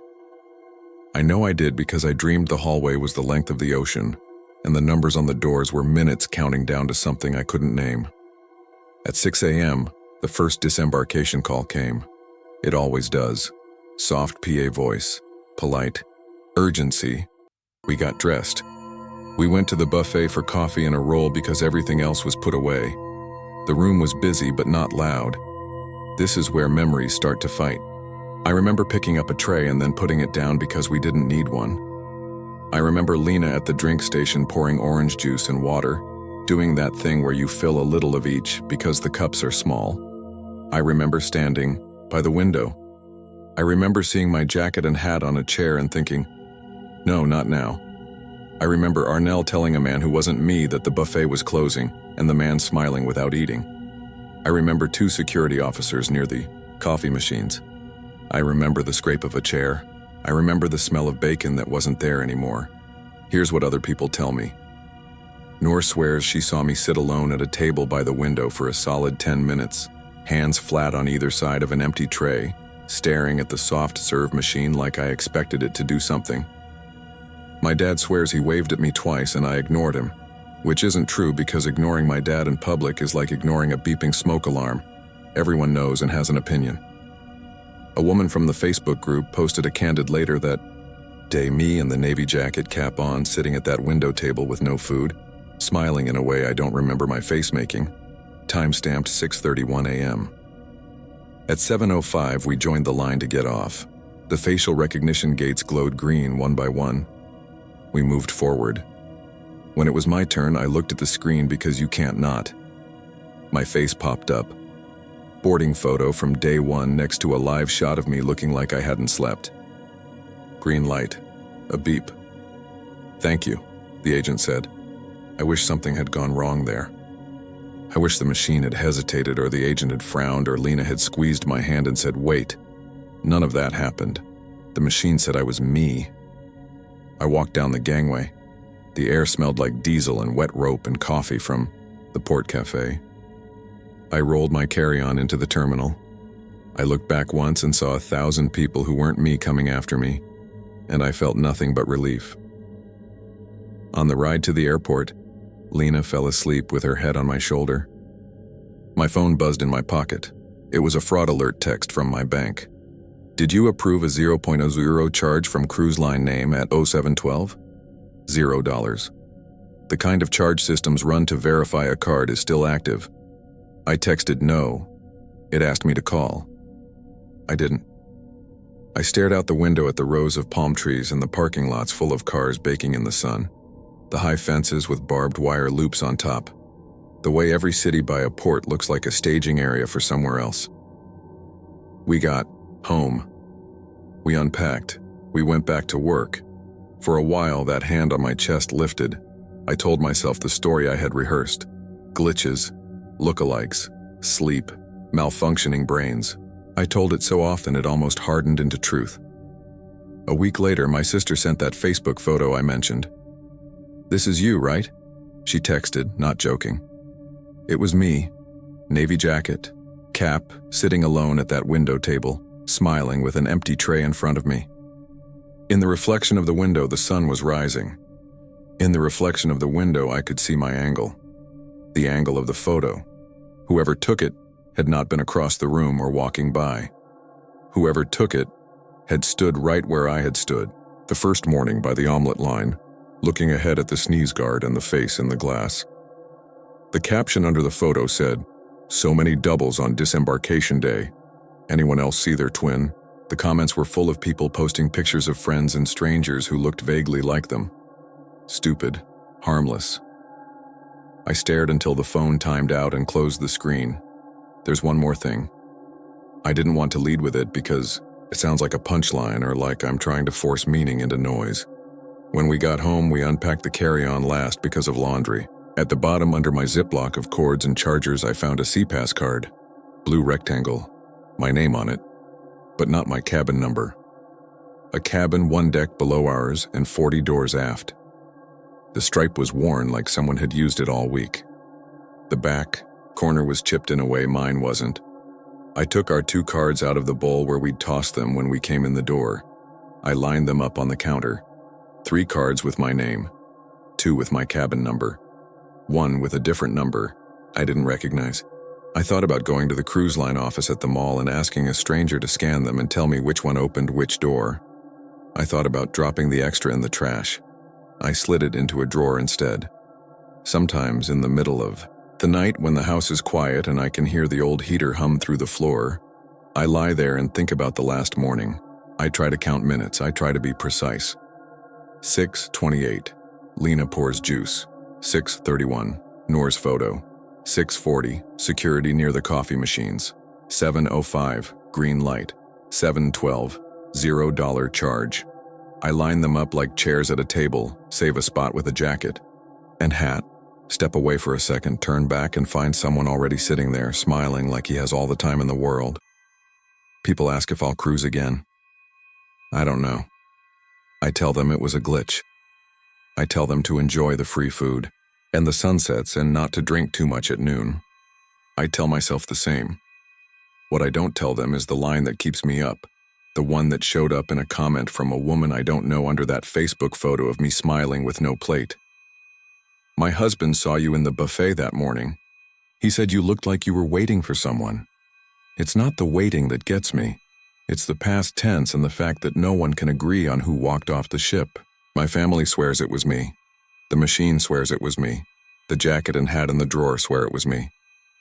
Then why do I feel like, somewhere on that ship, someone in a navy jacket is still sitting by the window at dawn, smiling without eating, holding his hand still on either side of an empty tray, waiting for me to come back and take my place in line?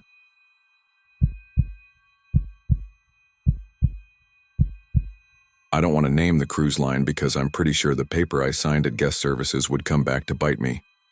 I'll say this much. It was a big white ship that left from Miami the first week of June, 5 nights out and back, with stops at Nassau and somewhere they called a private island, which is really just a fenced-off beach with branded hammocks. It was me, my wife Leah, and her younger brother Ben. I sell printers and labelers to warehouses. Leah teaches 6th grade. Ben is between jobs, he says, figuring things out.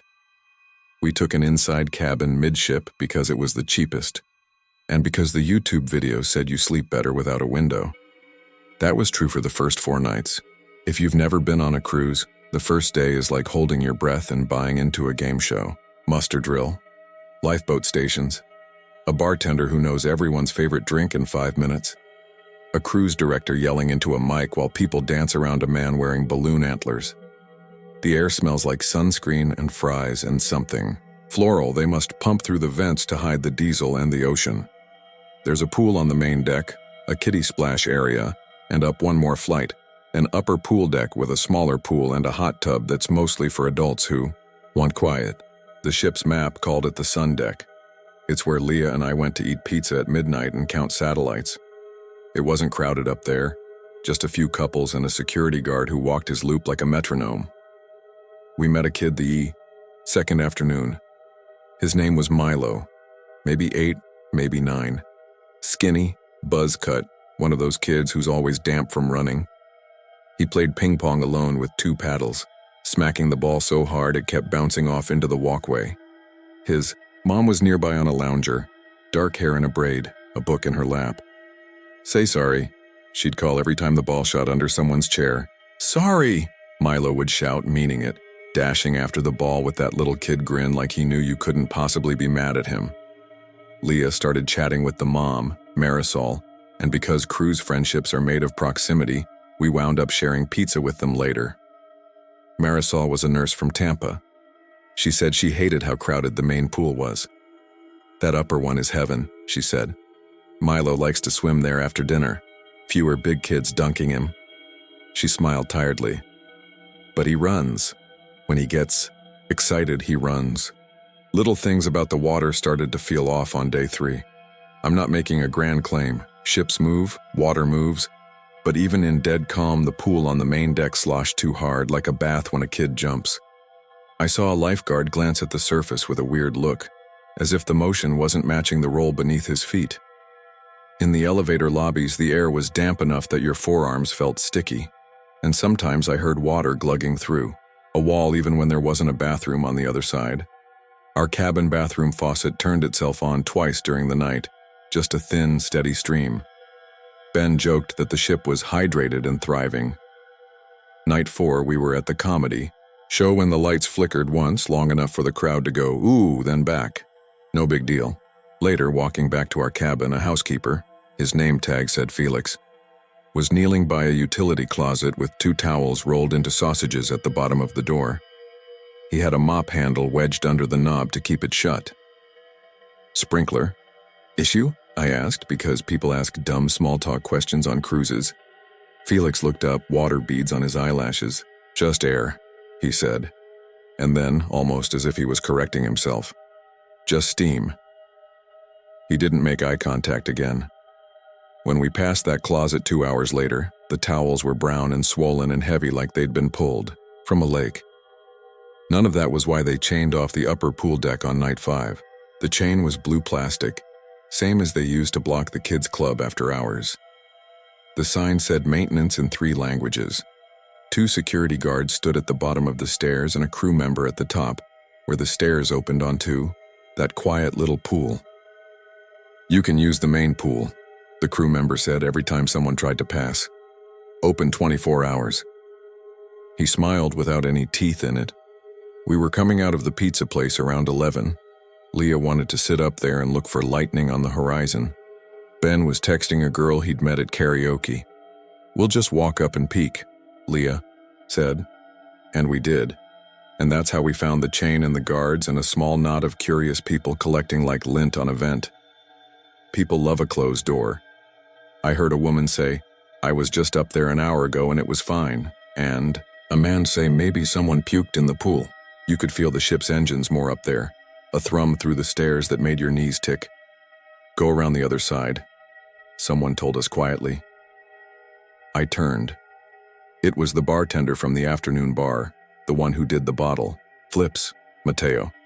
He was out of uniform in a gray hoodie carrying a backpack. They're not letting anyone through, he said, but you can see from the midship stairs if you look up. He kept walking, not waiting to see if we listened. We drifted that way because we're those people, the ones who watch a fire truck pass and then stroll the block hoping to see a hint of smoke. At the midship stairwell, people had already found the viewpoint. You couldn't see the pool, not directly, but you could see the glow from the deck lights. And the movement.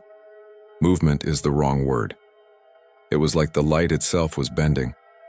You know how water ripples through sunlight on a ceiling? It looked like that, except the ceiling was open night sky. The shine stuttered above the blue edge of the glass windbreak and made a halo-shaped shimmer in the air, as if something invisible were pressing against it from below.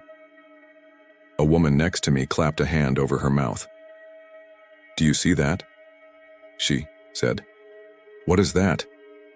Leah squeezed my fingers hard enough to hurt. Somewhere above, there was a slap, a flat, hard sound like a belly flop, but the kind that would soak you. No water came down. The shimmer swelled and then settled. Security radio chatter crackled down the stairwell. I don't know those codes, but I know the tone. Clipped, fast, someone trying to sound calm and not quite managing it. Another guard trotted up with a thick bundle of towels in his arms, as if towels could fix whatever that was. That's when we heard the screaming. It started below us, on the deck where the chain was. Milo! A voice yelled, raw. Milo! Milo! It was Marisol, and it took me half a second to recognize her voice without the tired smile. She ran up the first flight fast enough that the security guard had to brace both hands on the railing to stop her. He kept saying, ma'am, ma'am, and she kept trying to go around him, and she was barefoot and her hair slapped her shoulder with each breath. He ran ahead, she said, gasping. We were just on the main deck. He said He wanted to go up where it's not crowded. He was right in front of me. I saw his shoes. Ma'am, the guard said firmly, please come with me to guest services. He glanced up the stairs at the other guards. The radios were just a steady hiss now. We'll find him, he said. Please. Went down a step without knowing I was going to. We'll help, I said before Leah tugged my sleeve. Tom, she said, a warning in my name. The guard gave me the kind of look men give other men to keep them out of trouble. An eyebrow that said, not now. Marisol's mouth trembled. She put her hands to the sides of her face and pressed hard for a second, like she was trying to keep it from flying apart, then let them drop. She let the guard guide her away, but her eyes were on the stairs and on the glow above, and I will never forget how quick they were when they flicked from the guard's hand to that light. She saw it too, the not moving movement. They had the deck reopened by morning. That's the part that makes me feel crazy every time I tell this. The sun was out, the ship was sliding toward an island, and the upper pool was open, calm, blue as a screensaver. There was a lifeguard in a red shirt, a maintenance guy checking the skimmer basket with a hooked pole, and an old man in sunglasses doing slow laps with his hands cupped like he was holding water back. No signs, no chain, no one even mentioned. The closure when the cruise director did his perky announcement at breakfast. We apologize for last night's brief interruption of service in certain areas due to scheduled maintenance, he said. Scheduled maintenance. At 11 p.m., with 3 security guards and towels. Leah kept scanning faces all day looking for Marisol. We didn't see her at the pool or the buffet or the show that night.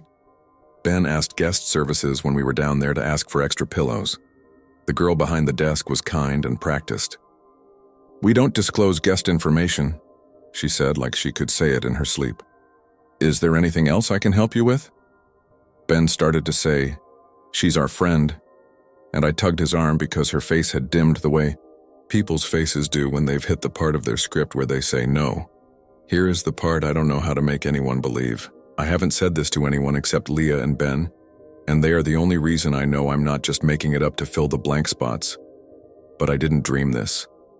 I wasn't drunk. At 2 a.m. on day 5, after we'd checked the sports bar and the theater and the library for any sign of Marisol, we went back to the stairs. The chain was still up then. The same blue links. The same maintenance sign. No guards now. The ship was quiet. We stood there for a minute listening to the hum and to the weird wet sucking sound in the pipes behind the wall. We should go to bed, Leah whispered. We should absolutely go to bed. Ben pointed at a door labeled housekeeping. It was propped open with a laundry cart. Back way, he mouthed. I was about to tell him not to be an idiot when the floor under my feet vibrated like a bass note and something slapped hard overhead, hard enough that dust drifted down from the stairwell light. We all looked up. There was no shimmer this time. There was only the feeling that there was a lot of water above our heads and that it wanted very badly to be somewhere else. We ducked through the housekeeping door because that's what people do in horror stories, and for all my mouth about how this felt real, I didn't know what else to do. The service corridor smelled like detergent and wet canvas. It ran parallel to the public hall with square gray doors every 10 feet that opened with keycards. Ben led because he's stupid brave where I'm cautious. We went up one flight, then another. We passed a crew member sitting on an overturned bucket with his face in his hands. He didn't look up. His radio sat on the floor next to his boot, hissing like an untuned station. Halfway up the second flight, someone had taped a towel to the ceiling. The towel was dripping straight down, a thin stream with no visible source above it. At the top, the door to the upper deck wasn't locked. It was heavy and pushed out with a huff of thicker air. We stepped into that huff, onto rubberized flooring that squeaked under our sandals, and it was like we'd walked into a giant bathroom where the shower had just ended. Warm. Damp. The glass windbreak along the edge was fogged to a milky blur. The pool lights were on, turning the water not Caribbean blue, but the flat hotel blue of a motel ice machine. No one was there. Not a soul. The ocean was a black wall beyond the glass, and the ship's stack murmured. The pool surface should have been flat because the ship was slicing smooth that night. Instead, right in the center, the surface arched. It was a subtle dome at first, like somebody had pressed a balloon under the water and it was lifting but not breaking. The dome grew. The water did not spill over the edges. The pool stayed full, somehow, while the center bulged upward. The best way I can explain it is that it looked like a glass bowl forming out of water and pushing up into nothing. You could see light wobble through it, and air trapped under it made the tiniest, whitest foam where the curve met the flat around it. "Please tell me we all see that," Ben said. Leah gripped my arm. "Tom," she said, again with that warning, as if I needed reminding to be careful on a wet floor, not on a deck where physics had just shrugged and quit. I took a step closer because that's what my brain told my feet to do. Up close, the curve changed. It flattened in places. It pressed, if that makes sense, like hands would press against a sheet from underneath. Fingers would drag and find no purchase. You know how a fingertip leaves a smudge on glass? These left nothing.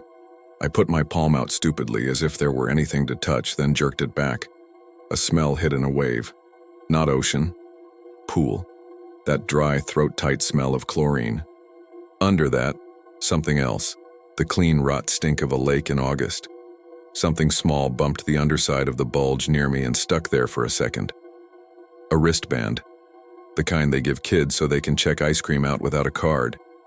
It was green and had little cartoon turtles on it. It hung there against nothing at my shoulder level. Water dragged and then slid along the curve like a leaf on the inside of a windshield and vanished back into the pool. Leah made a noise that wasn't a word. Ben swore softly, a prayer without any God in it. The bulge shivered. It didn't burst. It relaxed and swelled, and I realized the rhythm matched the faint thunder of the ship's generators. The pool, whatever was in it, was breathing. We heard footsteps then, fast ones coming up the regular guest stairs. We all jumped back from the water, guilty as kids in a pantry. Security. I braced for yelling. Instead, 3 crew members in dark polo shirts came through the fog, not looking at us. One carried a hard-sided case with a Red Cross sticker. Another had a pole with a hook on the end, the kind you see at public pools to snag someone. The third had a radio squeezed hard to his ear, squinting like he was trying to hear through static. They spread along one edge of the pool, and the hooked pole man reached the hook out over the bulge like he was trying to catch air. "Sir, ma'am," the radio man said without turning his head, "you need to step away." "We can help," Leah said, "because that's Leah, and because what else do you say when a thing is happening that you don't have a name for?" "No," he said, and that no wasn't rude. It was tired. He flicked his eyes at us then, quick and sharp. "Please."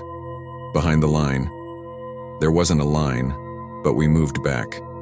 Ben grabbed my shirt and pulled me with him. It happened fast, and I wish it had happened slow so I could run it over frame by frame and be sure. The bulge jerked hard. The hook scraped nothing, hissed across shape and no surface. The dome collapsed half a foot down like an invisible hand had smacked it from above. Something hit the deck between the hookman and me, just a splash appearing out of the air, and skidded 3 feet across the rubber mat before stopping at my sandal. It was a loop of red elastic with a plastic bead, a lanyard, the kind the kids wore to hold their room key. It had a tiny silver M punched into the bead. I didn't touch it. None of us did. The hookman did, though, fast, like it was a live wire, and he was a lineman. He scooped it with the notch of the pole and flung it back into the pool. It hit the bulge and didn't pass through. It slid, sticky, around the curve and back down into the water at the edge. The hookman's mouth was tight. He said something in Spanish that sounded like a prayer and a curse smashed into one word. "Where's the mother?" The radio man asked. No one. Everyone. His radio squelched and answered itself. "Guest services, paperwork, doctor says," and then a wash of static like a faucet opening. My brain did a dumb thing. It offered me the memory of Marisol saying, "He runs." It always did that first, handing me a harmless sentence instead of the shape it made now. The bulge swelled again, bigger this time. The hook jerked and clacked against tile. I heard something like voices. Not words. The sound you hear in a locker room when you're outside the showers and there are 5 conversations at once, all muffled, all wet. I leaned without meaning to, and the edge of that sound moved over me like a cloud shadow. For a second, my ears popped. For a second, I could taste pool water in my mouth and the phantom burn of it up my nose. And in that second, I swear, I heard a kid say, "Mom." Not as a call, as a question. There are moments you can choose and moments you can only live through. This was the second kind for me.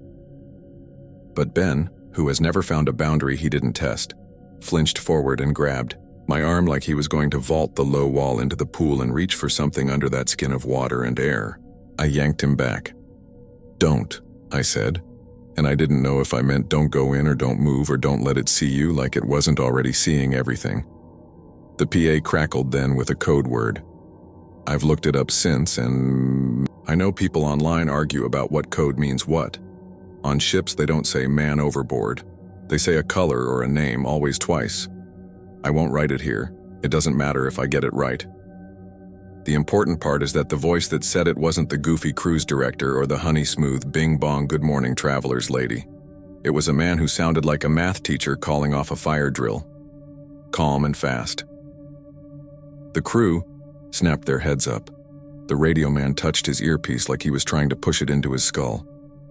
"Copy," he said. "Copy, copy." Leah grabbed my hand. "We need to go," she whispered. She had the edge in her voice that she gets when a 6th grader is about to throw a chair. "Tom, Ben, please." The hooked pole man nodded at us without looking and said, "Yes, go." As we stepped back, the bulge did something I don't know how to tell.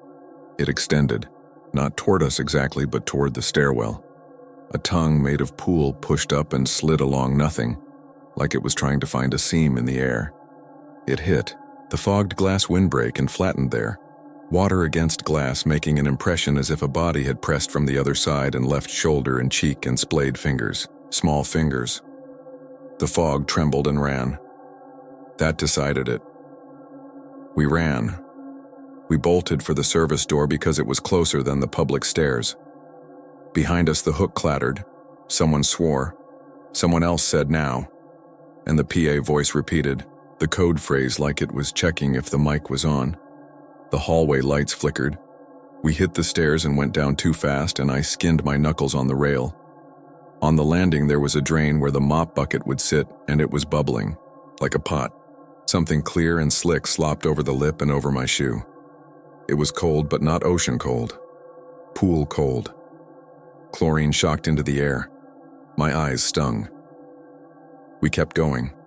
One deck down, a crew member in a white jacket saw us, barked, "You can't be here," then moved aside because the look on Leah's face must have said "not now." He pointed to a door with a green exit bar. "Out," he said. "Go out." We slammed through it into an open-air passageway, wind hitting us like a hand. There's a thing about cruise ships that you don't feel until you're alone in a spot with no music. They are alive. They groan and tick and vibrate. The deck shivered under us like a cat's skin under a fly. I had the stupid urge to apologize to it. I had the stupider urge to tell it we were leaving. We didn't go back. Up there, we went to our cabin and shut the door and then stared at the door like the door was the only thing between us and something that didn't respect doors. Leah took a shower because she wanted the chemical stink off her skin. The shower curtain breathed in and in and in, as if her little stall were filling with air, and then snapped back out. She came out with red eyes and stood with her towel wrapped twice around her like a barrier. We didn't sleep so much as doze and jolt awake and listen to the faucet drip. At 4:30, the ship's horn blew once, and then again like a heartbeat. In the morning, like I said, the deck was open. The pool looked like a screensaver again. Breakfast was eggs and fruit and a man at the next table complaining that the casino didn't let him cash out his comps. The daily program slid under our doctor had a blurb. "We hope you enjoyed our extended pool hours under the stars. Don't miss our belly flop contest on the main deck at 2 p.m. I stared at the exclamation point until it blurred. We found Marisol at guest services around noon. That sounds like a win, but it wasn't. She wasn't at the counter. She was coming out from behind it, flanked by 2 staffers in navy jackets with gold name pins. Her face was smooth in the way of people who have cried so much there's no muscle left to do it again. She had a manila folder tucked under her arm. It had a blue sticker on it that said, "Goodwill," in block letters.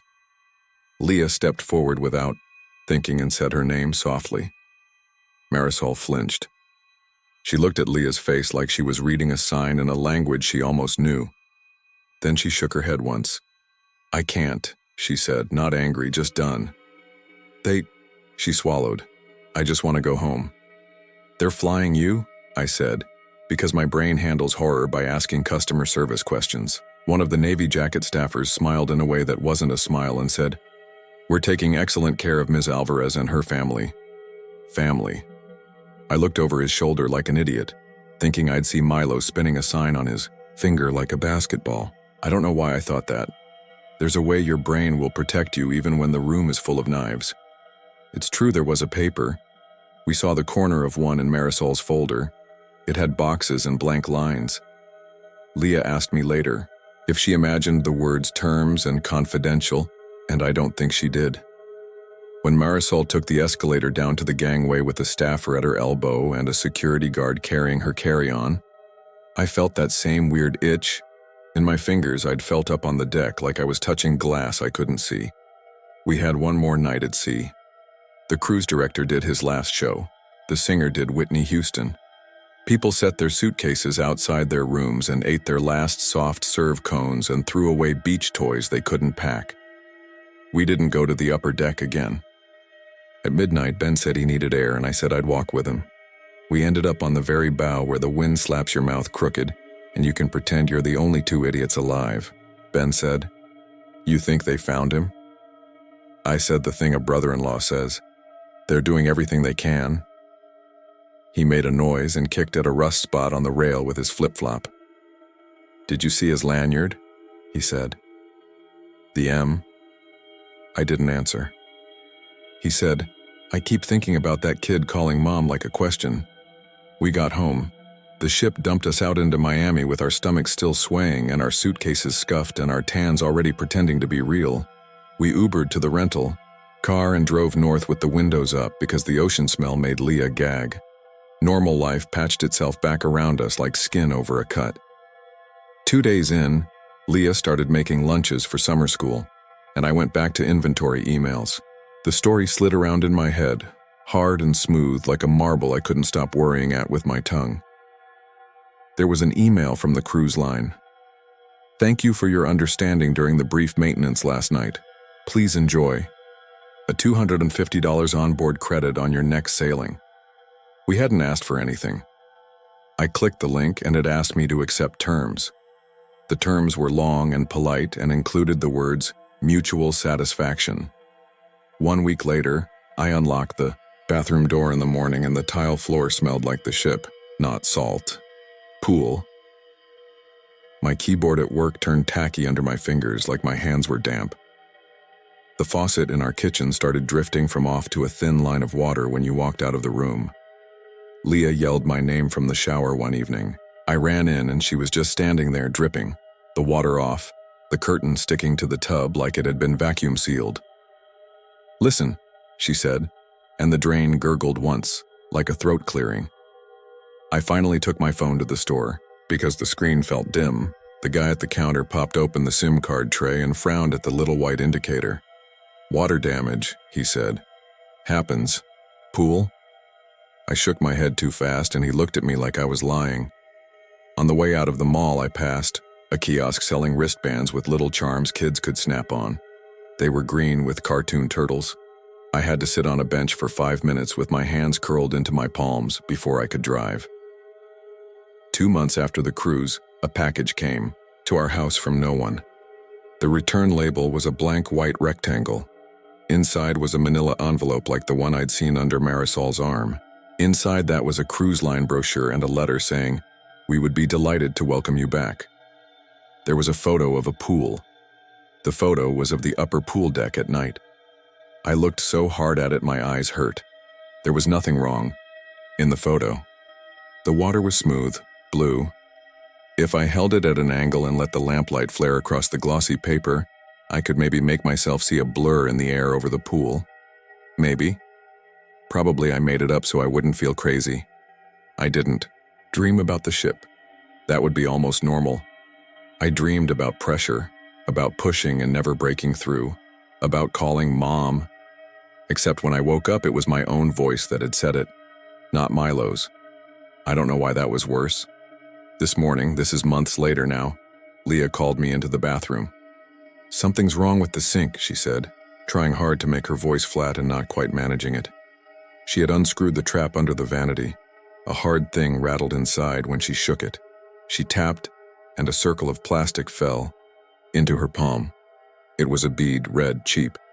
It had a tiny silver M punched into it. The bead was dry. The inside of the pipe smelled like a hotel pool.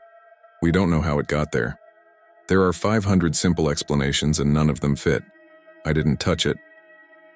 Leah put it in a zip bag and slid it into the back of the drawer with our old toothbrushes and the travel-size sunscreens that always leak. We didn't talk for a while after that, the kind of quiet that eats sound. I think about water the way you think about a neighbor you've learned something awful about. You still wave. You still mow your lawn. You don't go borrow sugar anymore. I still shower. I still wash dishes. I leave the bathroom door open now, like a person who has seen a dog get too close to a closed door and wants to keep a safe path. We don't swim. We don't go to the YMCA. We don't book vacations near beaches. We keep telling people that the cruise was fine because that is easier than saying the pool breathed and a boy's wristband stuck to air and a mother left with a folder of goodwill. There's one last thing. It's the part I haven't told Leah because it's too small and too pointed. 2 nights ago, I woke up because the house creaked in a way that said someone had stepped somewhere they shouldn't. I lay still and counted my heartbeats. The bathroom was dark, but the faint blue light from the toothbrush charger made a soft rectangle on the tile. Across that rectangle, from the tub to the doorway, were 5 wet footprints. Small ones. Bare. Not dripping like somebody had splashed out. Shiny like a hand had pressed the wet of a palm onto the floor 5 times, and the shape had taken the shape of the foot it wanted to be. They weren't there in the morning. The grout was dry. The drain gurgled once when I turned the faucet. A little question. You can tell me it was the air conditioner. That doors swell and faucets drip and ships have weird plumbing. You can say kids run. You can say water looks like hands when it wants to. I will nod. I will tell you the cruise was fine. I will smile and say, we might go again. But when I hear a slap in the upstairs pipes on a still night, I think of the curve of that water reaching for a seam in the air and the way it flattened against the glass, with 5 small fingers spread as wide as they would go. If you ever find the upper pool deck chained off after midnight and a sign that says maintenance, don't do what we did. Don't look. Don't go around the back way. Let it be night on a ship and let the water be wherever it wants to be. If a kid runs up the stairs ahead of you, call him back before you lose sight of his shoes. If his mother tells you he runs when he's excited, believe her and hold his hand even if he wriggles and laughs. Someone will tell you in the morning that the pool is open, blue, calm as ever. They'll say it was nothing. They'll smile without their teeth. They will offer you a credit and a friendly email. You can take it, you can go again. Lots of people do. I won't. I can't even shut the bathroom door all the way anymore because sometimes when it's closed I swear there's a pressure in the room, a secret bulge in the air, and the drain makes a tiny sound like a mouth trying out a word, and somewhere inside it, just faint, like the memory of a voice, it sounds like a kid trying to decide whether to ask or to say.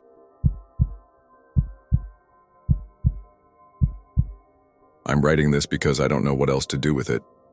My sister thinks I should let it go and enjoy the pictures we do have. My mom chalks it up to travel stress and too many piña coladas.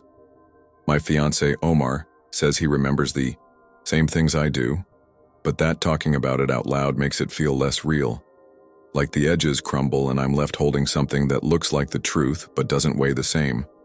So I'm putting it here, the way I remember it, and you can decide how much of it you believe. We sailed out of Galveston on a Sunday, 7 nights to the Gulf and back. It was our first real family vacation since my dad died, a reset trip my sister Mia pushed for after months of everybody acting okay, but not being okay. There were 4 of us in 2 cabins, me and Omar in a balcony room on deck 8, my mom, and Mia across the hall in an interior. We did all the normal cruise stuff. We watched the sail-away party with strangers dancing like they'd been waiting all year to move their bodies without thinking about bills. We ate too much. We let the ocean do that calming hive mind thing it does when you give yourself permission to let it. I won't make you sit through the whole itinerary, but it was the standard route. A day at sea, then ports with names that look good on shirts. The ship was one of those floating hotels with atriums and glass elevators and a lounge that changed theme every night. There was a steel drum guy who played Hotel California every afternoon by the pool and somehow made it sound happy. The theater show on night 6 was a mashup of pop songs with dancers in sequined sailor hats. It was fun in the way most things are fun when you've decided not to be annoyed. Night 7, the last night, had that end of camp feeling. People traded Instagrams with folks they'd only know for a week. The gift shops put out the last chance signs and everyone bought keychains shaped like life preservers. Omar and I walked the promenade and watched the horizon bleed orange. He said, "We should come back next year, make it a thing." I said, "If there's a next year," because sometimes grief comes out sideways and you say a weird thing and then you have to backfill it with a smile. He squeezed my hand anyway. We packed before bed, suitcases out by the door with color-coded tags, the whole system. Disembarkation was scheduled for 7 a.m. sharp. The cruise compass, the folded newsletter they slid under the door every night, had the timetable printed. Group A, 7, Group B, 7:30, and so on. We were Group C, 7:45. I set my phone, alarm for 6 Gauss. The ship's app still worked on airplane mode, counting down cheerfully to arrival Galveston. It showed an icon of a tiny ship scooting along a dotted line, less than a finger's width from the dock. I woke up before my alarm to the sound of water moving differently. If you've ever been on a cruise, you know the feel of the last morning. It's like a tone that sits in the metal and lets you know the engines are in a different mood. It isn't the stretched stride of open ocean, it's careful. It's the short, patient step a big thing takes when it needs to act like a smaller thing. You feel it in your bones before your brain has coffee. I slid open the balcony door. The air had that damp, cool touch Galveston sometimes gets in the early morning before the sun climbs and the humidity decides who's in charge. I was ready to see the pilot boat, the greenish water chopping against the jetty rocks, the cranes that looked like giant praying mantises. Instead, the horizon was empty and clean. We weren't moving toward anything familiar. The ship was turning. Slow. Intentional. The way you'd pivot in a parking lot when you realize you pulled into the wrong lane. Omar came out behind me, hair flat on one side. "We docking?" "Not yet," I said. "We're circling?" We watched the sky lighten. A few other people stood on their balconies holding mugs, squinting. Jonas, the guy 2 doors down who always wore a Houston Astros cap, lifted his hand. "Holding pattern," he called and laughed. "Port's probably jammed." It felt reasonable. Galveston gets stacked up sometimes. The pilot boats juggle multiple ships. The currents push you around like a kid in a lazy river. We went to the buffet because that's what you do when you can't control anything. My mom and Mia met us there. My mom said she'd overheard a crew member telling someone about fog. "The captain said we'll be taking our time," she added, like reassurance was something you could pass along intact. We waited for the announcement. It never came. We drifted, or circled, or something between. The forward movement never committed. You felt it in your stomach, the difference between going somewhere and staying in a loop. The open decks filled with people in half expectation. Luggage carts lined the promenade. The ship's photographers still tried to sell you last-minute prints of pictures you'd already decided not to buy. The first odd thing was the clocks. There are clocks everywhere on a ship, in corridors, by elevator banks, above the guest services desk. They all show ship's time, which usually syncs with your phone when you're in range of land. Around 8:30, the clock over guest services said 7:55. The one near the casino said 8:05. The wall panel on deck 5 blinked 7:48, then froze. People joked about island time. But you could see the crew looking up at the faces of those clocks and then quickly away, like you look past a person you thought you knew when you realize you don't. By noon, the buffet felt off. Not rotten or unsafe, just tired. The fruit was the kind of fruit that had fought a good fight in refrigeration but had accepted its fate. The bread had that dry surface you get when something has sat under a light too long. I don't know. Maybe that's normal on disembarkation day when they're trying to clear inventory.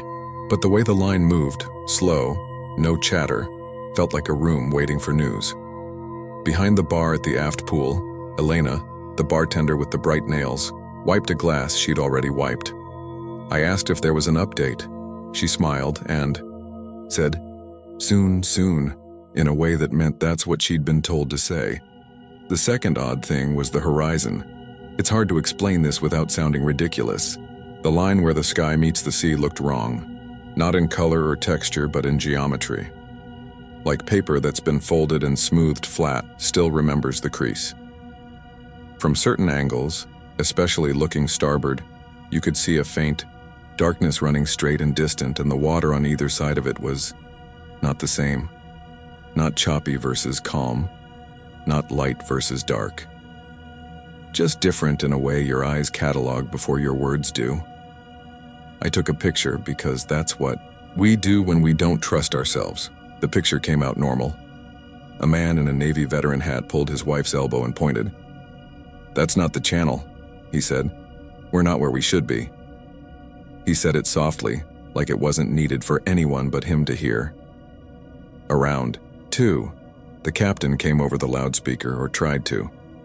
It was the first time we'd heard his voice all day. It crackled like a dying walkie-talkie. "Good afternoon, ladies, gentlemen," he said, the words chopped by static. "We are experiencing minor traffic into port." He paused as if listening to himself. "We appreciate your patience." Then a whistle shrieked through the speakers, the kind of sound that makes your back teeth hurt, and the channel cut off. Guest services turned into a line of questions. People wanted to make flights. People wanted to tell bosses when they'd be back. The crew kept their voices calm and their answers short. "Soon. Thank you for your understanding." It wasn't like a movie where panic explodes. It was worse because it didn't. Human beings in a big, expensive hotel are very good at waiting if you tell them it's for a good reason. Sometime in the late afternoon, time was untrustworthy now. The ship's TV channel that showed the live front. Camera froze on a frame of nothing but water. The position map on the app went gray. The Wi-Fi, which had been spotty all week, stopped catching. You could still open apps, but they behaved like empty rooms. Nightfall never arrived, or maybe it did. And the cloud cover was the kind that makes evening look like a dimmer switch. But it felt like late afternoon went on, a suspended amber. The music in the atrium kept looping the same cheerful playlist. Elena poured the same 3 drinks. The steel drum guy played Red, Red Wine again, and you could hear the repetition in his wrists. We slept because our bodies demanded it. Or we lay down and experienced the feeling of sleep. I dreamed of the pilot boat, tiny and stubborn against the bow, but every time it reached us, it slid backward like the ocean was an escalator going the wrong way. I woke to the thrumming of engines that weren't going anywhere. Morning. The phare. Same gray, the same wrong horizon. Mia knocked and came in with her hair in a bun and that look she gets when she's trying not to cry. "Mom doesn't feel good," she said. "She says the motion is weird. Can we go down to medical? We did what you do. Ginger ale, crackers, breathe." The medical center said it was open for emergencies only and suggested she lie flat in a cool spot. So we found a lounge where the AC still felt like effort, and my mom closed her eyes and whispered prayers. Omar rubbed her hand. I watched the door for a crew member who would come in and tell us the plan. None did. On the second afternoon, a group of kids in matching neon shirts ran past playing some game like tag. A crew member asked them gently to use their indoor voices. The kid's mom said, "We're docking any minute." She said it like she believed it. At some point, a muster alarm trilled. 3 short, 1 long, not the pattern I recognized from the drill on day 1. People stopped. The alarm stopped. The captain's voice came again, thick with static. "Crew, please report. Stations, deck, check." No passenger instructions, no, this is a drill. There were men in orange vests along the promenade, looking at cables and cleats as if something invisible strained against them. It's hard to give this part an order. The list of oddities is a pile I keep turning. The hallway artwork seemed different. The framed print of the lighthouse looked like the light was painted at a slightly different angle when I walked by the second time. The dessert case had the same smear on the glass long after I know someone cleaned it. The air in the forward stairwell tasted faintly metallic, the way the air in a subway station does when a train is sitting and humming. I went by our cabin to pee and found a folded paper under the door, like the crew's compass, except it wasn't. White, unbranded, standard type. "Please remain calm," it said.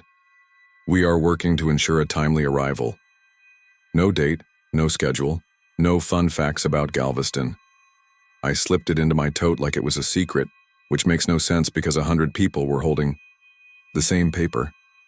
When the horn finally sounded, the long, rich blast that means either celebration or warning, it shook something in my chest I didn't know was loose. The ship changed posture. I swear to you it straightened, the kind of movement that says a decision has been made. People cheered reflexively. Elena cried, just for a second, with a little laugh to wipe it off her face. We put on our going home clothes. We staged in the lounge with our group. There is no feeling quite like being told you're next after you've waited for a long time. It's physical. You feel it in your calves, a readiness to stand. The PA announced Group A, then B, then a long pause, then almost shyly, C. The gangway opened on the terminal like it always does. The smell of land hit, diesel and sunscreen, and coffee. The terminal looked exactly like it should. High ceilings and banners and families holding hand-lettered signs that said, "Welcome back, Grandma." My phone lit up with bars without me doing anything. Someone started a cheer and it spread, relieved and messy like a wave at a baseball game. We walked down the gangway into hugs and normalcy. A teenager ran into her father's arms and shrieked, like a fire alarm. An old man doffed his hat to nobody in particular and said, "Good to be back." My mom leaned into Mia and sobbed in that way that is half relief and half something you don't talk about. And then the third odd thing happened, which is the one that won't stop rubbing against my nerves. My phone didn't have any record of the last 2 days. I don't mean the photos didn't upload, although they didn't. I mean there were no photos. My camera roll went from the dancer with the sequined sailor hat on night 6, straight to a picture of my mom outside the terminal doors holding her suitcase and trying to smile. The text threads I'd drafted to my boss and never sent were dated. The morning we should have docked, not the day I knew was after that. The Notes app entry where I wrote, "Tell Mom about pilot boat," just didn't exist anymore. Omar flipped through his own phone and said, "That's weird." With the flatness people use when weird is not a big enough word, we met a woman near baggage claim who had been keeping a detailed journal for her book club trip. "It's gone," she said without prompting, flipping through a blank Notes app she swore had been full. Like I never wrote a word after farewell show is cheesy, but in a good way. She laughed and then made the face you make when you're inviting someone to tell you you're not crazy. Outside the terminal, the pickup lanes were the same. As always, honking, arm-waving family minivans with glitter signs in their windows. I checked the big terminal clock through the glass, 7:12 a.m. My home screen said 7:12. A guy near us said, "You're early," to someone he was picking up. "You said you'd be later." The person he was greeting gave him a look like he'd just said the sky is green.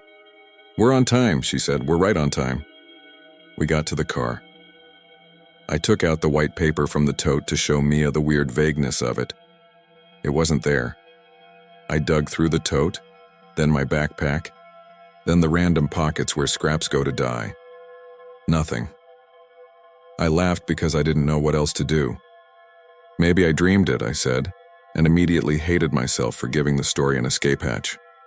Back home, everything had that too sharp, too real quality you get after you've been in a controlled environment for a week.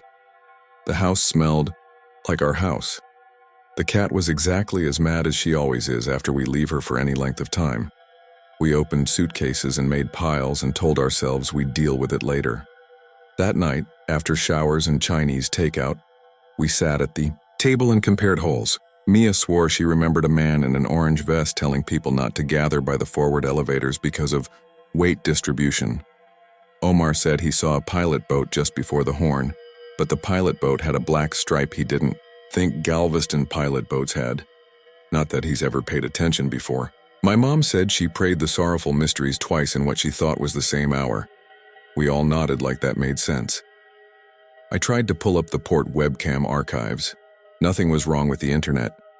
I could watch a time-lapse of the ship arriving at 7:05 a.m. and the gangway going down and baggage carts moving like ants. The ship was there when it should have been there. The comments under the video were normal. Welcome home, with little anchor emojis.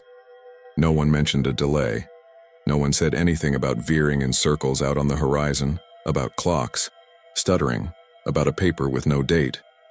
It was like the ocean closed over our footprints and patted the sand smooth. You're probably thinking we lost track of time. That maybe there wasn't a delay at all. That the brain can make an hour feel like a day if you let it. I can meet you halfway on that. I've stood in DMV lines that felt like epochs. I've had workdays that stretched into rope. But there are things I can hold with my hands. The first is a tan line. On cruise ships, they give you a colored bracelet. Sometimes not the fancy ones, just a Tyvek band that screams when you tear it. They used them on this trip to mark who had completed the muster drill, and then again at a private event near the end. Mine was green. I remember taking it off before, the last night, showering and noticing the pale strip it left on my wrist. After we got home, the tan line wasn't one strip. It was two, close together, parallel with a faint darker space between, like I'd worn a band twice in slightly different spots. I showed Omar. He pressed his fingers over the marks and said, "Maybe pressure from your watch?" My watch doesn't sit like that. I didn't argue. I didn't have the right words for why it bothered me the way it did. The second is a napkin.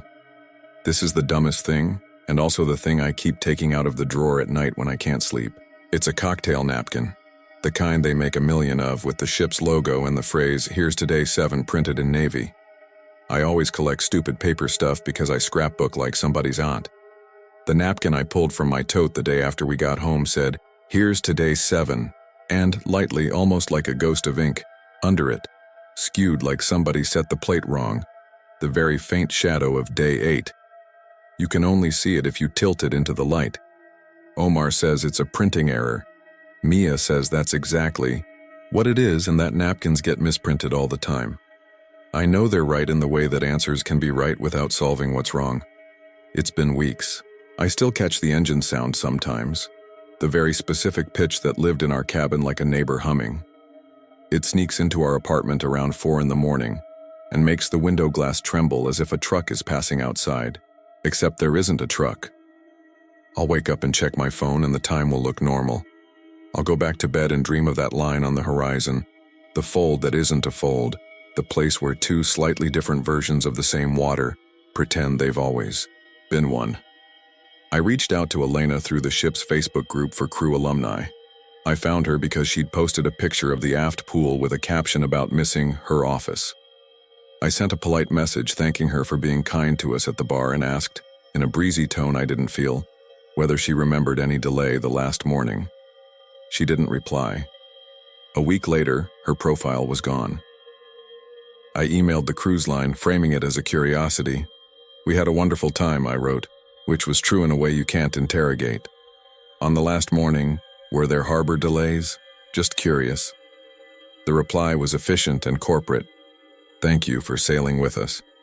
Your ship arrived on schedule at 7 a.m. at cruise terminal number 2. We hope to welcome you aboard again soon." It included a coupon code. Mia thinks we should use the coupon. "Let's go again," she said. "Let's prove to ourselves that it was nothing." I nodded. I said yes the way you say yes to getting up and going for a run because you know it's supposed to be good for you. But every time I picture stepping onto the gangway, I feel my wrist tingle where the bands lay like twin straps across a pulse. Last night I emptied the tote again because I still have this stupid hope that the white paper will be there, that I imagined the failure to find it and displaced it with a different failure. I shook the bag upside down and watched ticket stubs and receipts and a penny that wasn't mine fall out. No paper. But there was the cruise compass from the night before we were supposed to dock. The fold was soft from fingers.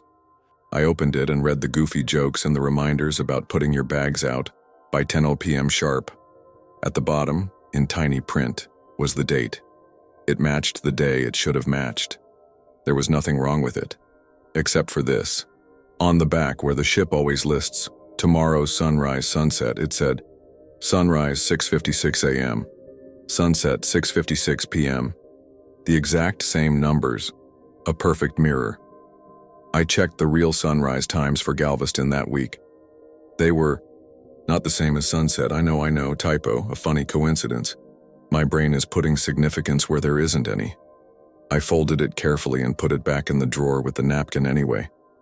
Not because I think it proves anything to anyone else, but because it holds the weight of those hours in my hands when everything else slips away.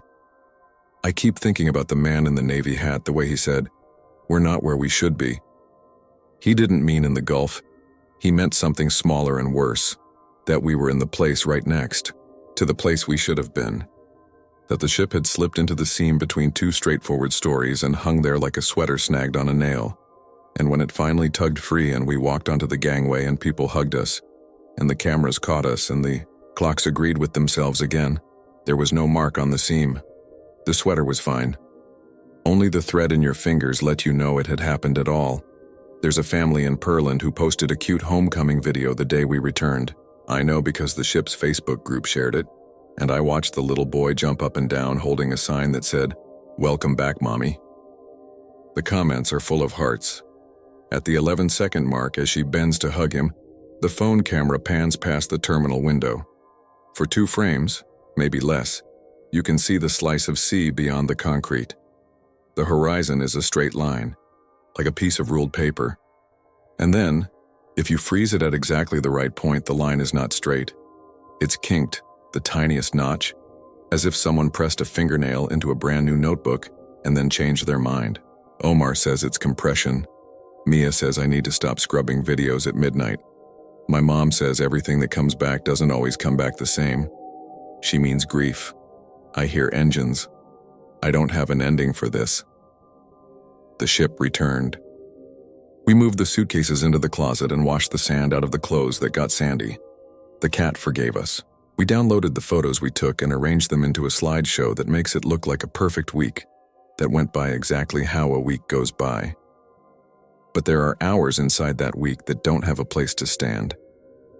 I see them sometimes, in the corner of the living room around dusk. The light a little too amber, the air a little too still, like the world is pausing to see if we'll notice. If you were on that sailing too and you remember anything like this, I'd like to hear it. If you don't, that's okay. I don't want to be right. I want to be stupid about this. I want to look at the napkin and see a printer that needed maintenance. I want the sun to rise and set at different times forever. I want the line on the horizon to lay still. But sometimes, when all the house lights are off and the city is as quiet as a city gets, I feel the soft, steady shift of a very large thing changing its mind, and the gangway thumps in place and a voice crackles to life just long enough to say, "Please remain calm," and then the sound chews itself and turns to salt on my tongue. And I lie there and breathe in the rhythm the ship taught my lungs, and I wait for a horn that may or may not mean we're allowed to go home.